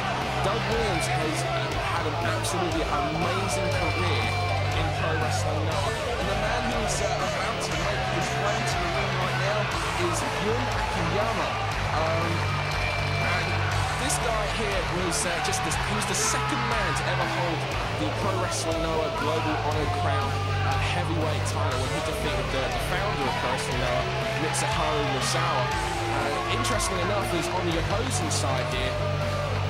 On the opposing side of Yun Akiyama and Doug Williams is Kenta Kobashi. Kenta Kobashi and Yun Akiyama are three-time Real World Tag Team Champions, or Real World Tag Team Tournament winners, and also Yun Akiyama actually made his professional debut against Kenta Kobashi.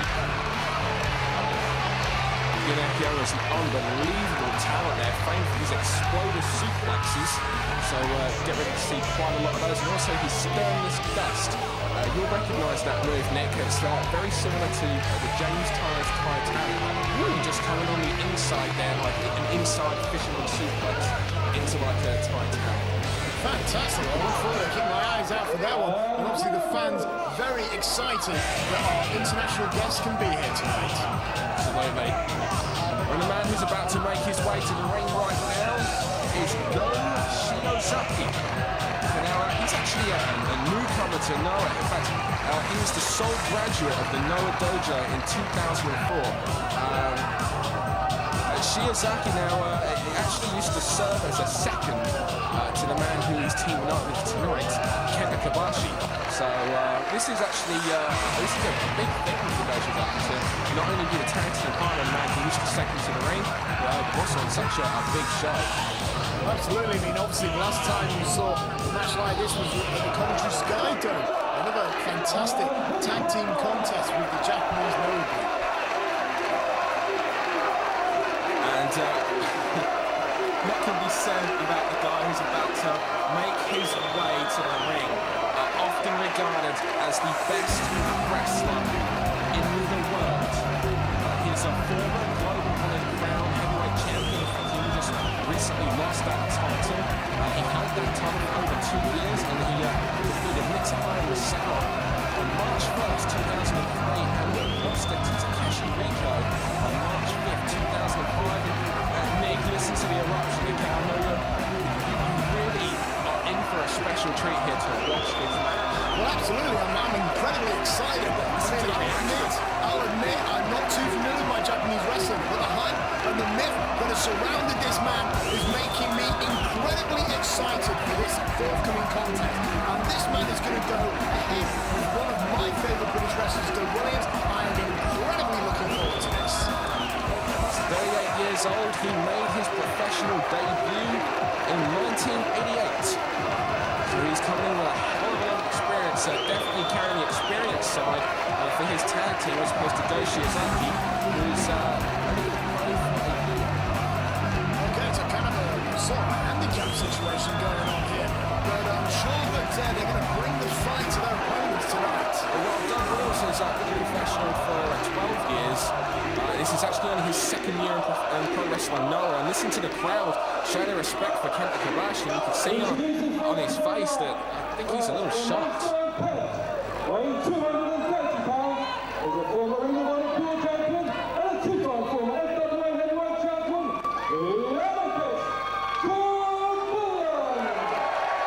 Ready there, former Pure Champion of Ring of Honor, multi-time British Heavyweight Champion.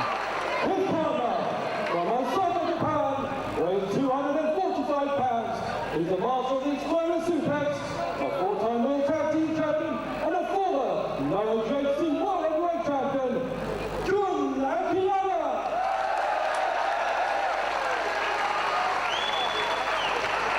see a lot of exploder suplexes from him, including wrist class variations and externus bust.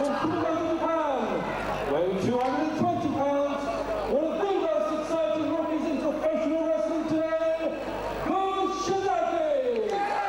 You'll see a lot of German suplexes, you'll see a lot of moonsaults from this guy. He also likes to use the fisherman suplex. Weighing 265 pounds, he's a three-time winner of the prestigious Wrestling Wrestler of the Year Award, a seven-time World Tag Team Champion, a three-time All-Japan Triple Crown Champion, and former JC Heavyweight Champion of the World, one of the greatest wrestlers of all time, Kenta Kobashi! Absolutely.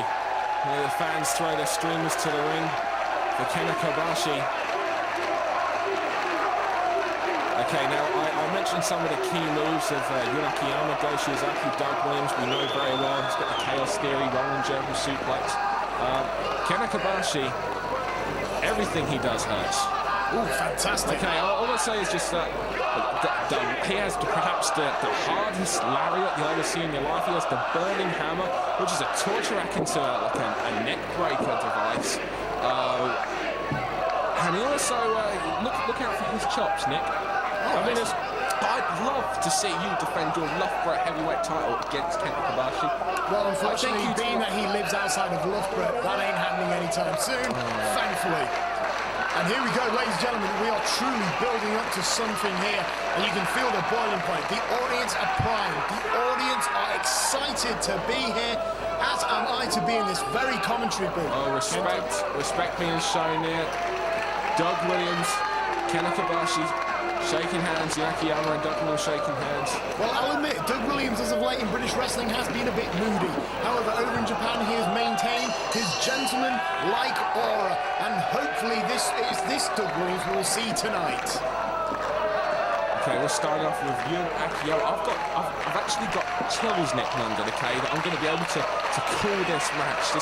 This means so much to me. It's unreal. Just to even watch a match like this means a lot. To call it.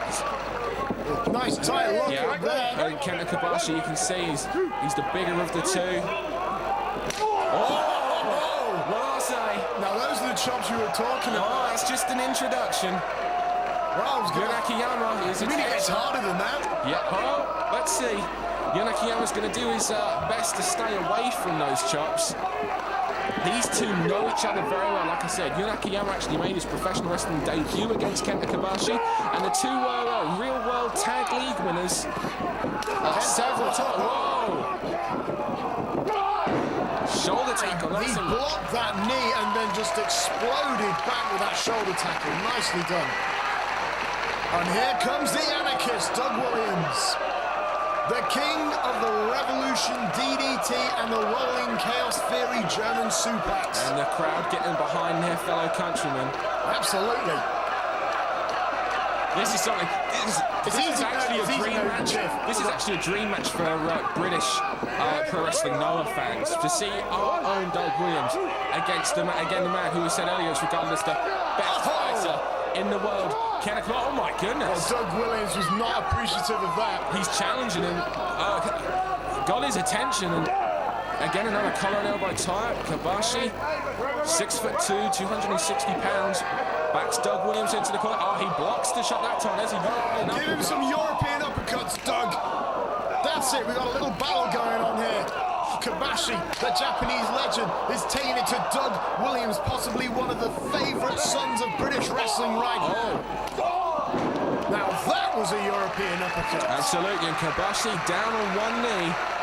Doug standing tall here, the fans are clapping, showing their appreciation for this. Doug is not backing down from this legend.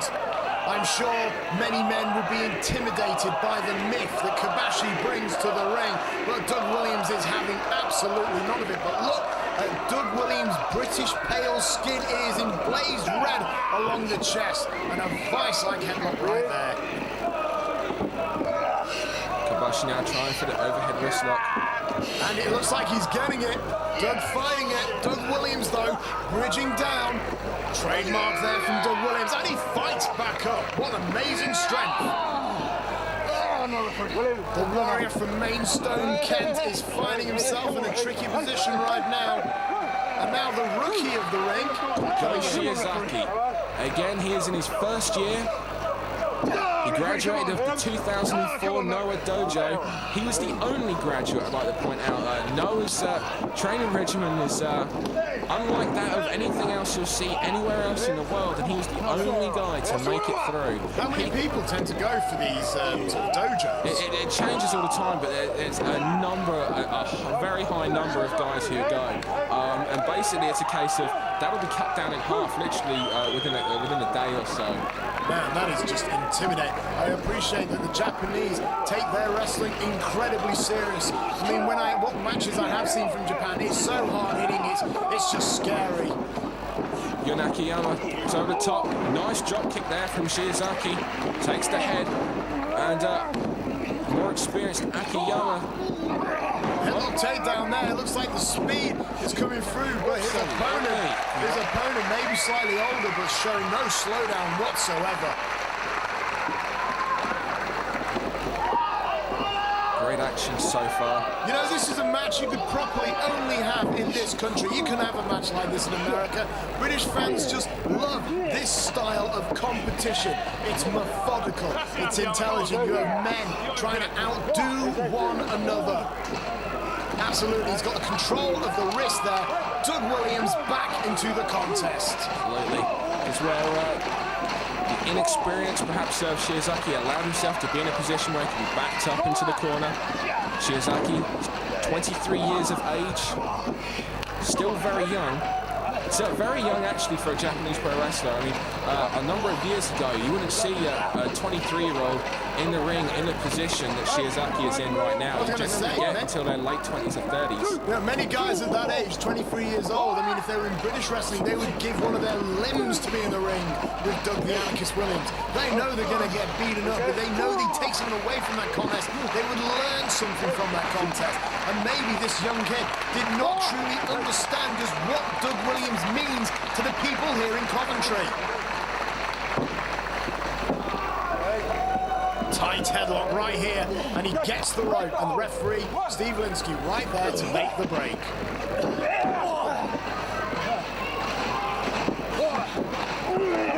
Picking up there, he's trying for that. He doesn't want to go for that. He's trying for something here. Shiozaki's blowing. There's a nice backdrop now. He really ought to get out and make the tag, and that's the smart thing to do. And he does. And Kenta Kobashi is now in there with Akiyama, and these guys have traded many a title in between All Japan Pro Wrestling, which is where really the two really made a name for themselves. And there's a series of chops from Kobashi and forearms from Akiyama, and this is what I was on about here. This is it's great. Yeah, he just doesn't stop. Yeah. Ever. Look at the chest of Akiyama. I know, he's wearing him down. We're in the opening 5, 6, 7 minutes on a match, and the forearms v the chops. It was the chops that won.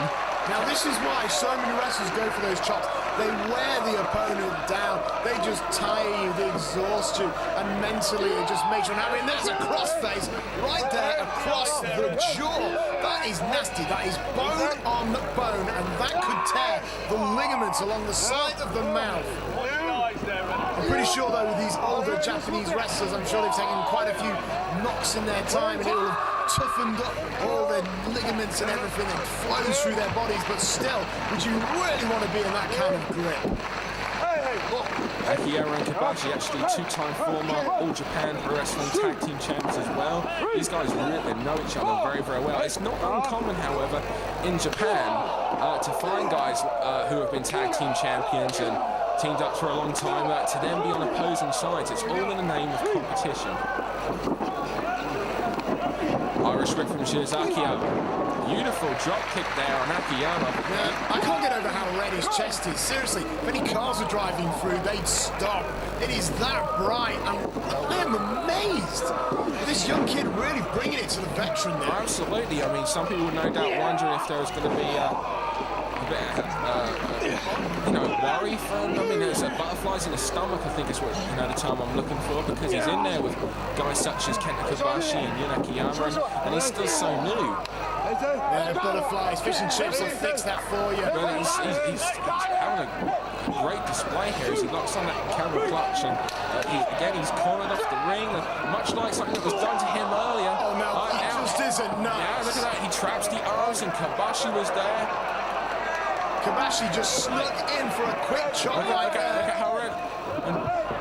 Oh, the referee's been... Doug Williams should really let the referee do his job, because Kobashi just got the opportunity there to brutalize one of his opponents. Pinfall, tight pinfall, but a kick out. Perhaps the young lion, so to speak, just too small to pin this king of the jungle. You gotta understand that there's the 1 year. Oh, all his weight in that chop down. You understand there's, again, I can't get over the difference in experience here, you know. You've got Kenta Kobashi debuted in '88. You've got Akiyama, who debuted in 1992. Doug Williams, who I believe debuted around 1994. And then goes Shiozaki, 2004. So he's having an impressive match. And there's a sleeper hold locked on from Kenta Kobashi onto Akiyama. My goodness, I mean, he's really got a hold on tight. Oh, he's got suplex. Oh, on the top of his head. That's one of Kobashi's major moves. He has beaten many a competitor with that move. I have seen Kobashi hit that suplex before, but never so clean. Never literally on the top of his head. That was sickening. And Shiozaki now, he's looking at Akiyama. He's seeing an opportunity there. And, there's a suicide dive. He takes out the guardrail there. Taking out the entire front row. The guardrail's actually broke there. Wait a minute. And now he's just stomping away. Sees an opportunity, and there's Kobashi trying to get the referee to get Kobashi. Well, Doug Williams now obviously not happy with the way this match has gone. He is upset that the Japanese contingency have turned this into a brawl on the outside. Oh yeah, and there's Shiozaki now.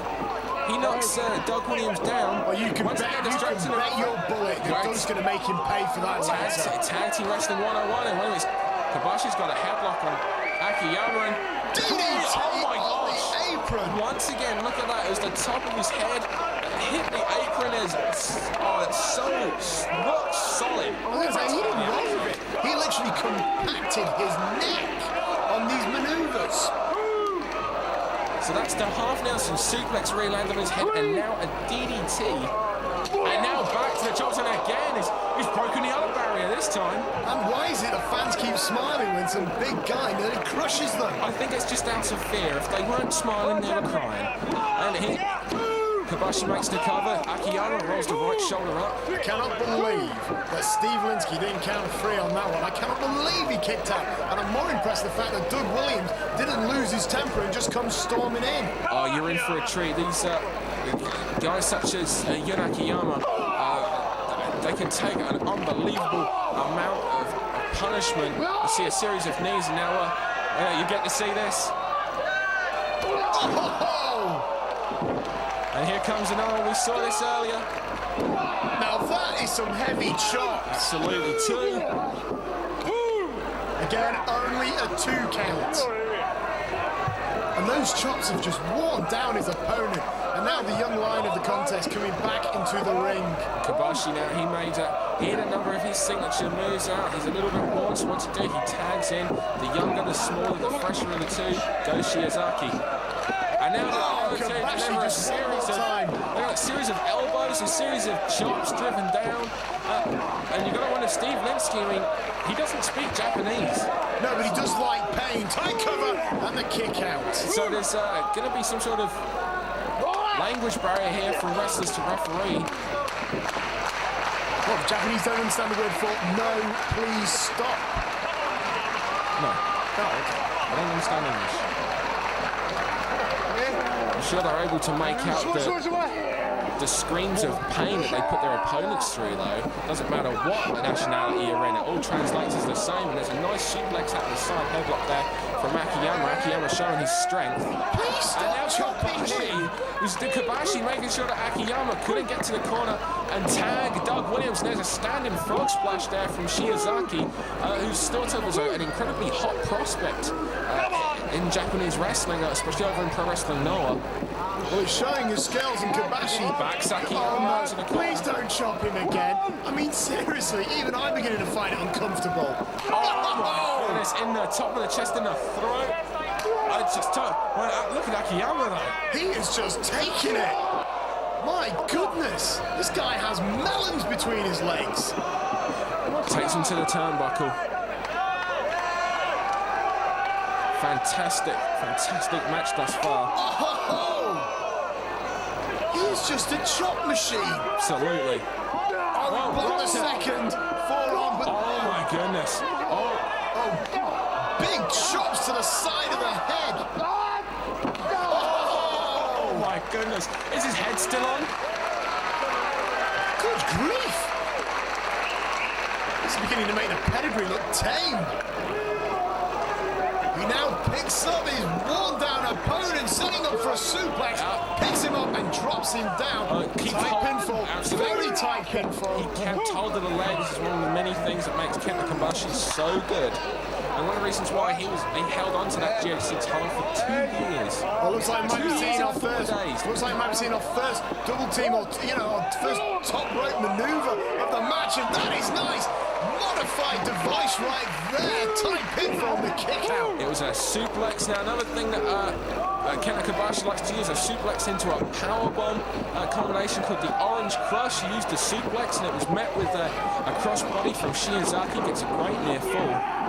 Great tag team wrestling we're seeing there. High knee into the corner. Great power there from Shiozaki. Oh, it looks like the young gun here is going to go to the second rope. Beautiful knee drop. My goodness, even Doug Williams must be proud of that. Absolutely. Of course, Doug Williams famed for his top rope knee drop. And a bomb scare knee drop. Bomb scare knee drop, one of my favourite moves of all time. Won many a match indeed. And once again, look at this. Shiozaki backs Akiyama into his own corner.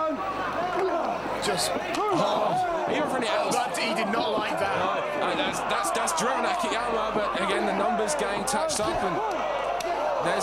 and now some chops of Shiozaki's own onto Akiyama, and tags in the former GHC heavyweight champion and the former tag team partner of Akiyama. Oh, that was the best one yet.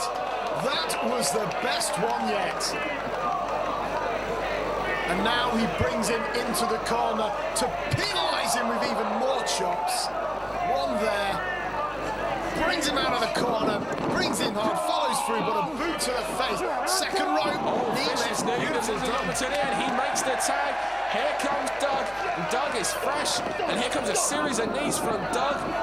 Oh, that is vicious. Knee lift on Kenta Kobashi, headbutt to the stomach of Shiozaki, series of knees, and there's another one. Doug is a house of fire. We're seeing more of Doug's Japanese influences in this match, obviously.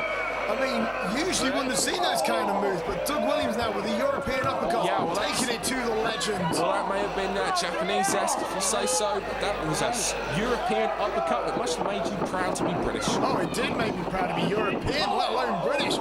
Doug Williams with a running knee, and now, I mean, what would it mean to Doug Williams to pin Kenta Kobashi in the Coventry Skydome? Here comes those chops again to the side of the head, and oh my goodness, that was the point of the bone on the outside of the forearm there, and now Doug Williams is going to take those chops. Come on, Doug, tag in your tag partner, let him do take. Well, you wonder how much Akiyama was in there for a long time, and Akiyama's actually on the outside, still gaining his breath. He's not even up on the apron yet, and Shiozaki's just stomping away on Doug. He's trying to wear him down, get him back into the corner, scoops him up. Nice scoop slam there. Problem is, those chops are so vicious. I don't know when Doug Williams' tights begins and where they end. They're practically the same colour. Goes Shiozaki. His impression as well, he was making the colour there, and he hooked the leg, and it was a tight. He looks like he's going for a surfboard. Oh, Doug was trying to counter by rolling his head down, but he just had the grips on the arms, he had the grips on the knees, and No, no, no!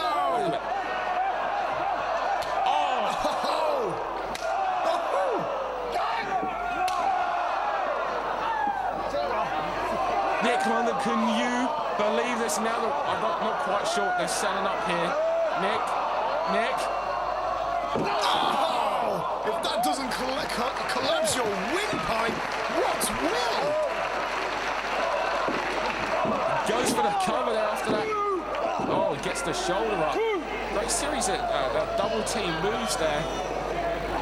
Tag team wrestling is something that's been rich in Japanese wrestling history, and unlike in a lot of places in the rest of the world, it has not died out there. Oh, look at that! Doug Williams with a trademark submission hold. And if I know Doug, he's back into the corner he goes. He's going to give himself some time to regain his breath, and a drop kick there, and he makes the tag to Akiyama. He's had an opportunity to regain his breath, and he pulls Shiozaki out. And he's sending. Whoa! Okay, wait a minute. Okay, he is one unhappy Japanese dude right now. Yeah, this is. You don't see this a great deal in Japan. Oh my gosh! DDT on the outside. Oh my goodness! Look at that floor. There's no mats out there. That is solid concrete. That is absolutely solid. And that's Kenta Kobashi. I never thought I'd see the day where a quote like this when we bring a pro wrestling wrestling match to the Coventry Skydome that would turn into a brawl. I was going to say he is unhappy because he was abused in that ring, and he is unhappy that he was a victim of such abuse. Yeah, you're right. They lost their temper and they were being outclassed in the ring, basically. Shiozaki and Kenta Kobashi have been in control for the majority of this match. Akiyama and Williams have now taken it to the crowd, and now they are firmly in control. I still can't get over that DDT from Akiyama to Shiozaki. I find it amazing. After taking that half Nelson suplex, I think he doesn't care. That's a very good point, actually. It's amazing that Shiozaki's even conscious. Now we're back in the ring now, and Kenta Kobashi's not even around, so Shiozaki can't make a tag. They've taken out one half of the tag team, and their opponents now. High knee gets a 2 count. The fans, they're getting behind Kobashi. Yeah, they want to see Kobashi back at ringside. The ring, because at the moment it's just this one young kid, and here's Kobashi. He's slowly making his way back. Look at his face. He's not happy, is he? No. Doug Williams, high knee. Both Akiyama and Williams are well known for their knees, as we've already seen. The two consecutive knee. Oh, bomb scare! Draw along. That's going to crush your throat. There's going to be a 1, 2, and Kenta Kobashi makes it. Doug had it there. Yeah. Doug has used that move to win British Heavyweight Championships in the past. Kobashi made it back to the ring just in the nick of time to save Akiyama from what was no doubt in my mind going to be the 3 count and a victory for Williams. Sorry, for save Shiozaki for the. Wait a minute, 2 count there. 3 consecutive knees did not get the job done. Doug Williams going, what have I got to do? And now, and look at the position that Doug Williams and Akiyama have Shiozaki straight back in their corner. Well, absolutely. You don't want Kobashi back in there. Kobashi's going to bring those chops again. I mean, seriously, I'm beginning to feel that. Oh, chop right there. Yeah, and he looked at Kenta Kobashi when he did it as well. Look at that. I think he's saying, I'm sorry for using your chops, or maybe, haha, I'm now penalising your tag team partner. Yeah, and a guy who's still new to the wrestling industry, and much like, as I pointed out, Akiyama had his first match against Kobashi, and no doubt Kobashi probably abused Akiyama in that match. Akiyama is now doing that to Kobashi's tag team partner. So is this a case of roughing up the new kid? Basically. It's a case of revenge almost for Akiyama as well, if you want to look deeper into it. Within the context of a sporting contest, which up until it went outside, this was a fantastic sporting contest. Take that, abdominal strength. Look at the position again. And now half of the ring. Kobashi, who Akiyama knocked down earlier, took him out. Is only just now getting back onto the apron, and these fans get it behind Shiozaki now that they want to see Kenta Kobashi. Wait a minute, Kenta Kobashi's now. Wait a minute. Oh, how is the referee allowing this? Kenta Kobashi's bigger than him. Okay. I think that's it. Well, Steve Linsky's hard. anyway. I mean, seriously. I mean, Doug Williams had that abdominal stretch. I mean, seriously. And Kenta Kobashi decided to break it. Which really, if he felt that it was in a car, wait a minute. No, pile driver. Wait a minute, no, this is the stolen pile driver. All the blood rushing to his head. Oh, he spiked him with it. He absolutely drilled him. Hey, look at that. Look how he rolls the leg over the head, and that's it. And, well, I'm impressed he kicked out of that. I think it was just, like instinct there. I don't even know if he's, really willing to kick out of it. It does look like his conscience might be on vacation right now. He was dropped on his head on the outside. Oh, now that's an abdominal stretch. Oh, my goodness. Look, he's doing this. Oh, my goodness. Don't see anything like that in Loughborough. That is tight. That is unbelievable. I've never seen an abdominal stretch quite like that. And look at the thighs and the quads. Watch him squeal. Yeah. This is brilliant. This is... And all Kobashi can do is stand back and watch as this kid get broken in half. Welcome, Shiozaki, to Pro Wrestling Noah. And welcome to Universal Uproar. Gets to a 2 count there. That was just vicious. How can you kick out when your legs are almost broken with that kind of a that was incredible. I've never seen anything quite like that. Now he's being forced to run because of the momentum that Doug was whipping him off the ropes into. Doug Williams there keeping his eye on Kobashi. He doesn't trust Kobashi, and I don't blame him after seeing this match. Big body slam coming up, folks. Yeah, he made him think about it too, and then followed it up with the elbow there. Great wrestling from the UK's own Anarchist. By the way, ladies and gentlemen, if you're not sure which is the British guy, it's the guy with the British flag on his trunks, just so you're aware of this. And that's Doug the Anarchist Williams. Akiyama now trying to show he's still in this contest. He's been dominated a lot recently, but he's still got some fights in him. This is what I love about Doug. One European uppercut, he's back in control. Yeah, absolutely. I don't think there's a guy in England today who hits a better European uppercut. And now Akiyama's around 250 pounds. And big lad. Yeah, and Shiozaki is around 180 to 200. He's picking up, he's setting up a suplex here. He's got him set up, but wait, whoa, he's fighting out of it. Come on, he's blocking it. How did he get that guy up 250 to 60 pounds, you say? Yeah, I just consulted my notes. Shiozaki is 200 pounds, and after the punishment he has taken there, he was trying to make the tag to Kobashi, who spent a lot of this time on the outside of the ring. Akiyama made a great move there. He managed to desperation cut him off. Well, drop kick from the second rope again, and now maybe this time he can make the tag to the fresh Kenta Kobashi. Here he comes, and well, Kobashi is not happy. He's going straight to those chops. Wait a minute. Oh my. What is he doing there? That must be triple figures at least.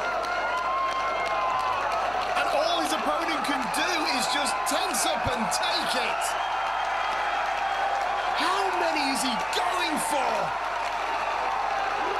Oh, thank you. No, don't get out of there. Is this some sort of weird initiation going on right here? Look at the look. Look at the sweat fly off the chest. Look at the look on Doug Williams' face. Good grief. I think he was chopping. Oh my God. Please stop. You can see the look on their face. He is begging for mercy. And now Doug to the outside. Akiyama on. Back reverse chop. One to Doug on the apron. Oh my God. Oh, you know he's setting up for one now. Oh. Double chop. Straight to the neck. Oh my goodness. And he drops all that weight on that chop into the corner. Well, it's not a shooting star press, but he'll do the job. Now he's going for that half Nelson suplex. We saw another chop. Oh, blocked. Exploder! And he literally snapped. Kabashi's a lariat! That's going to be it. Waiting to that all evening. How did he get up from the exploder and hit that lariat?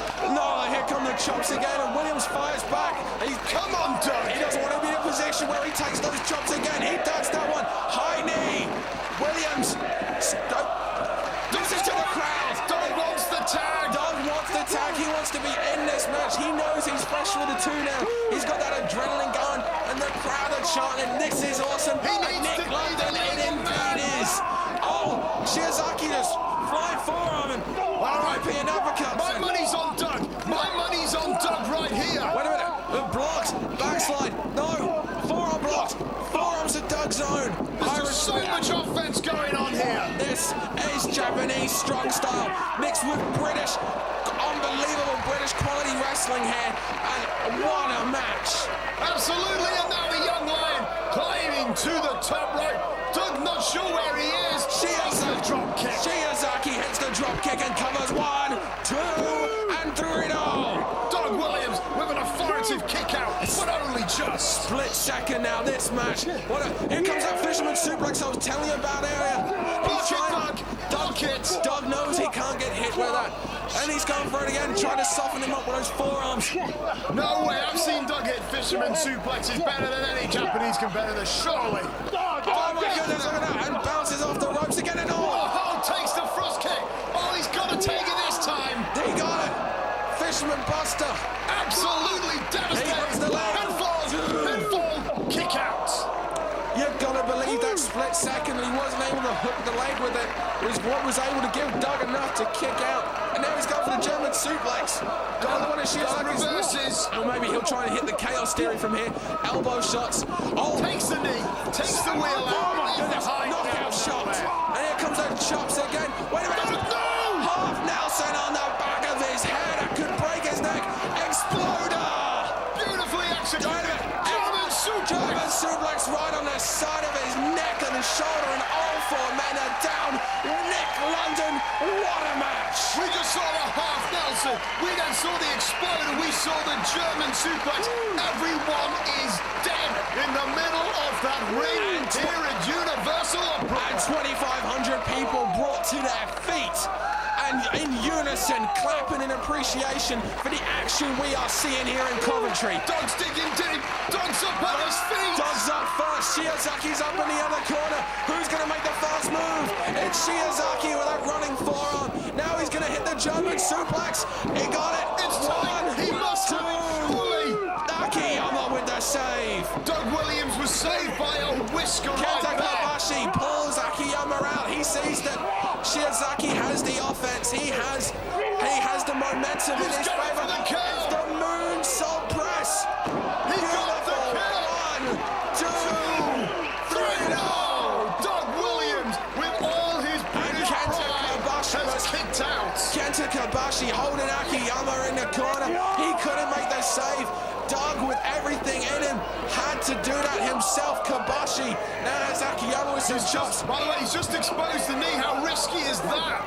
He was going for that knee from the top, and now, wait a minute, Akiyama holds on to that leg. Butterfly suplex from the top. Doug makes the most of that momentary distraction there. Now the tide has changed, whereas earlier Kobashi had Akiyama. Now Akiyama has Kobashi and is stopping him from making the save. I honestly thought Doug the Anarchist Williams had it right there with that top rope butterfly suplex. And Doug now is signaling Chaos Theory. No way, he's fighting it. He rolls through. 1, 2. Oh my goodness, that was so close. The victory roll, he ducks the clothesline. Wait a minute, we know what Doug's trying to set for. Into the corner.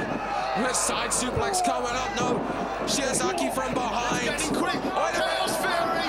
Chaos Theory. It's the Chaos Theory.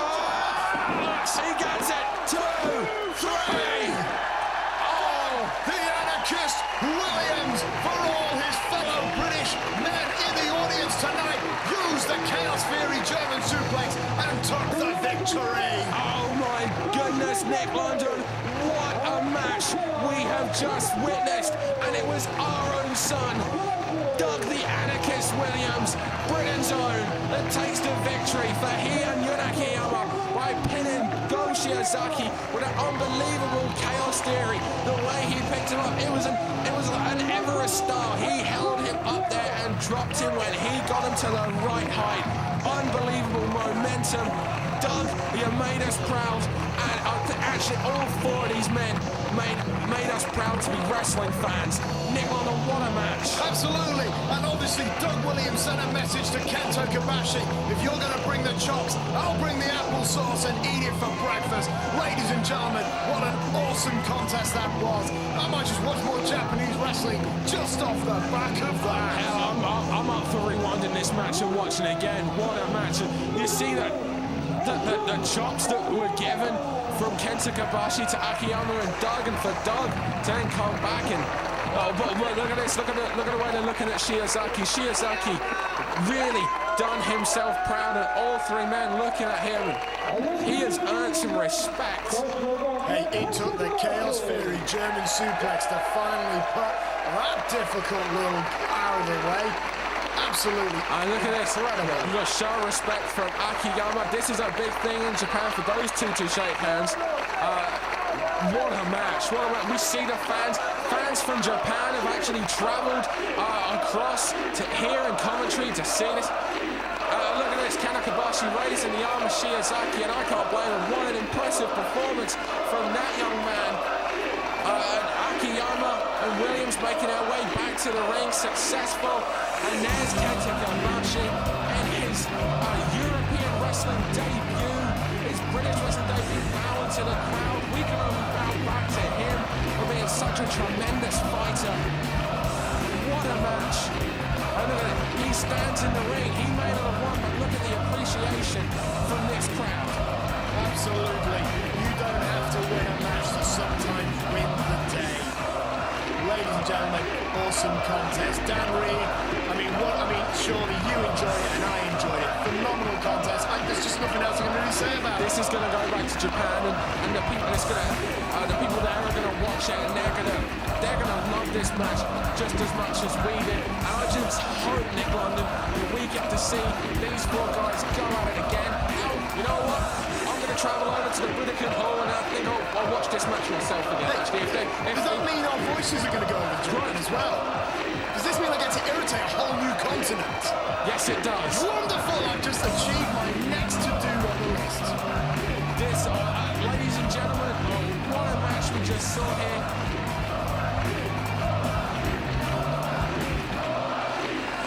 What a way to finish it off. What a main event. Nick London. Absolutely fantastic. Ladies and gentlemen, thank you and good night from me. And we will see you next time.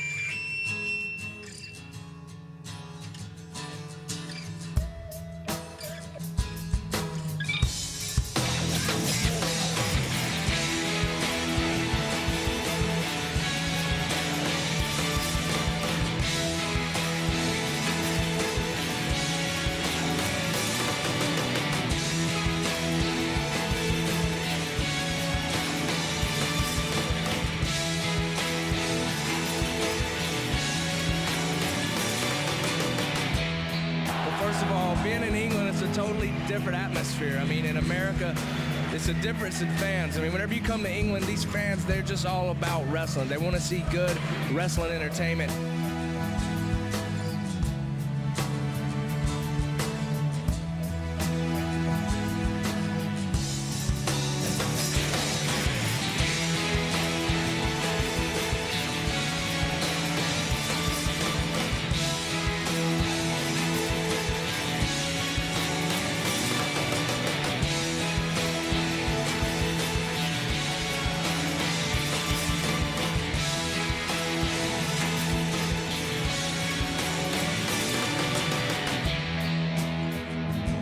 I'd say I love watching referees get hurt. Absolutely fantastic. Yourself? I love watching men fight.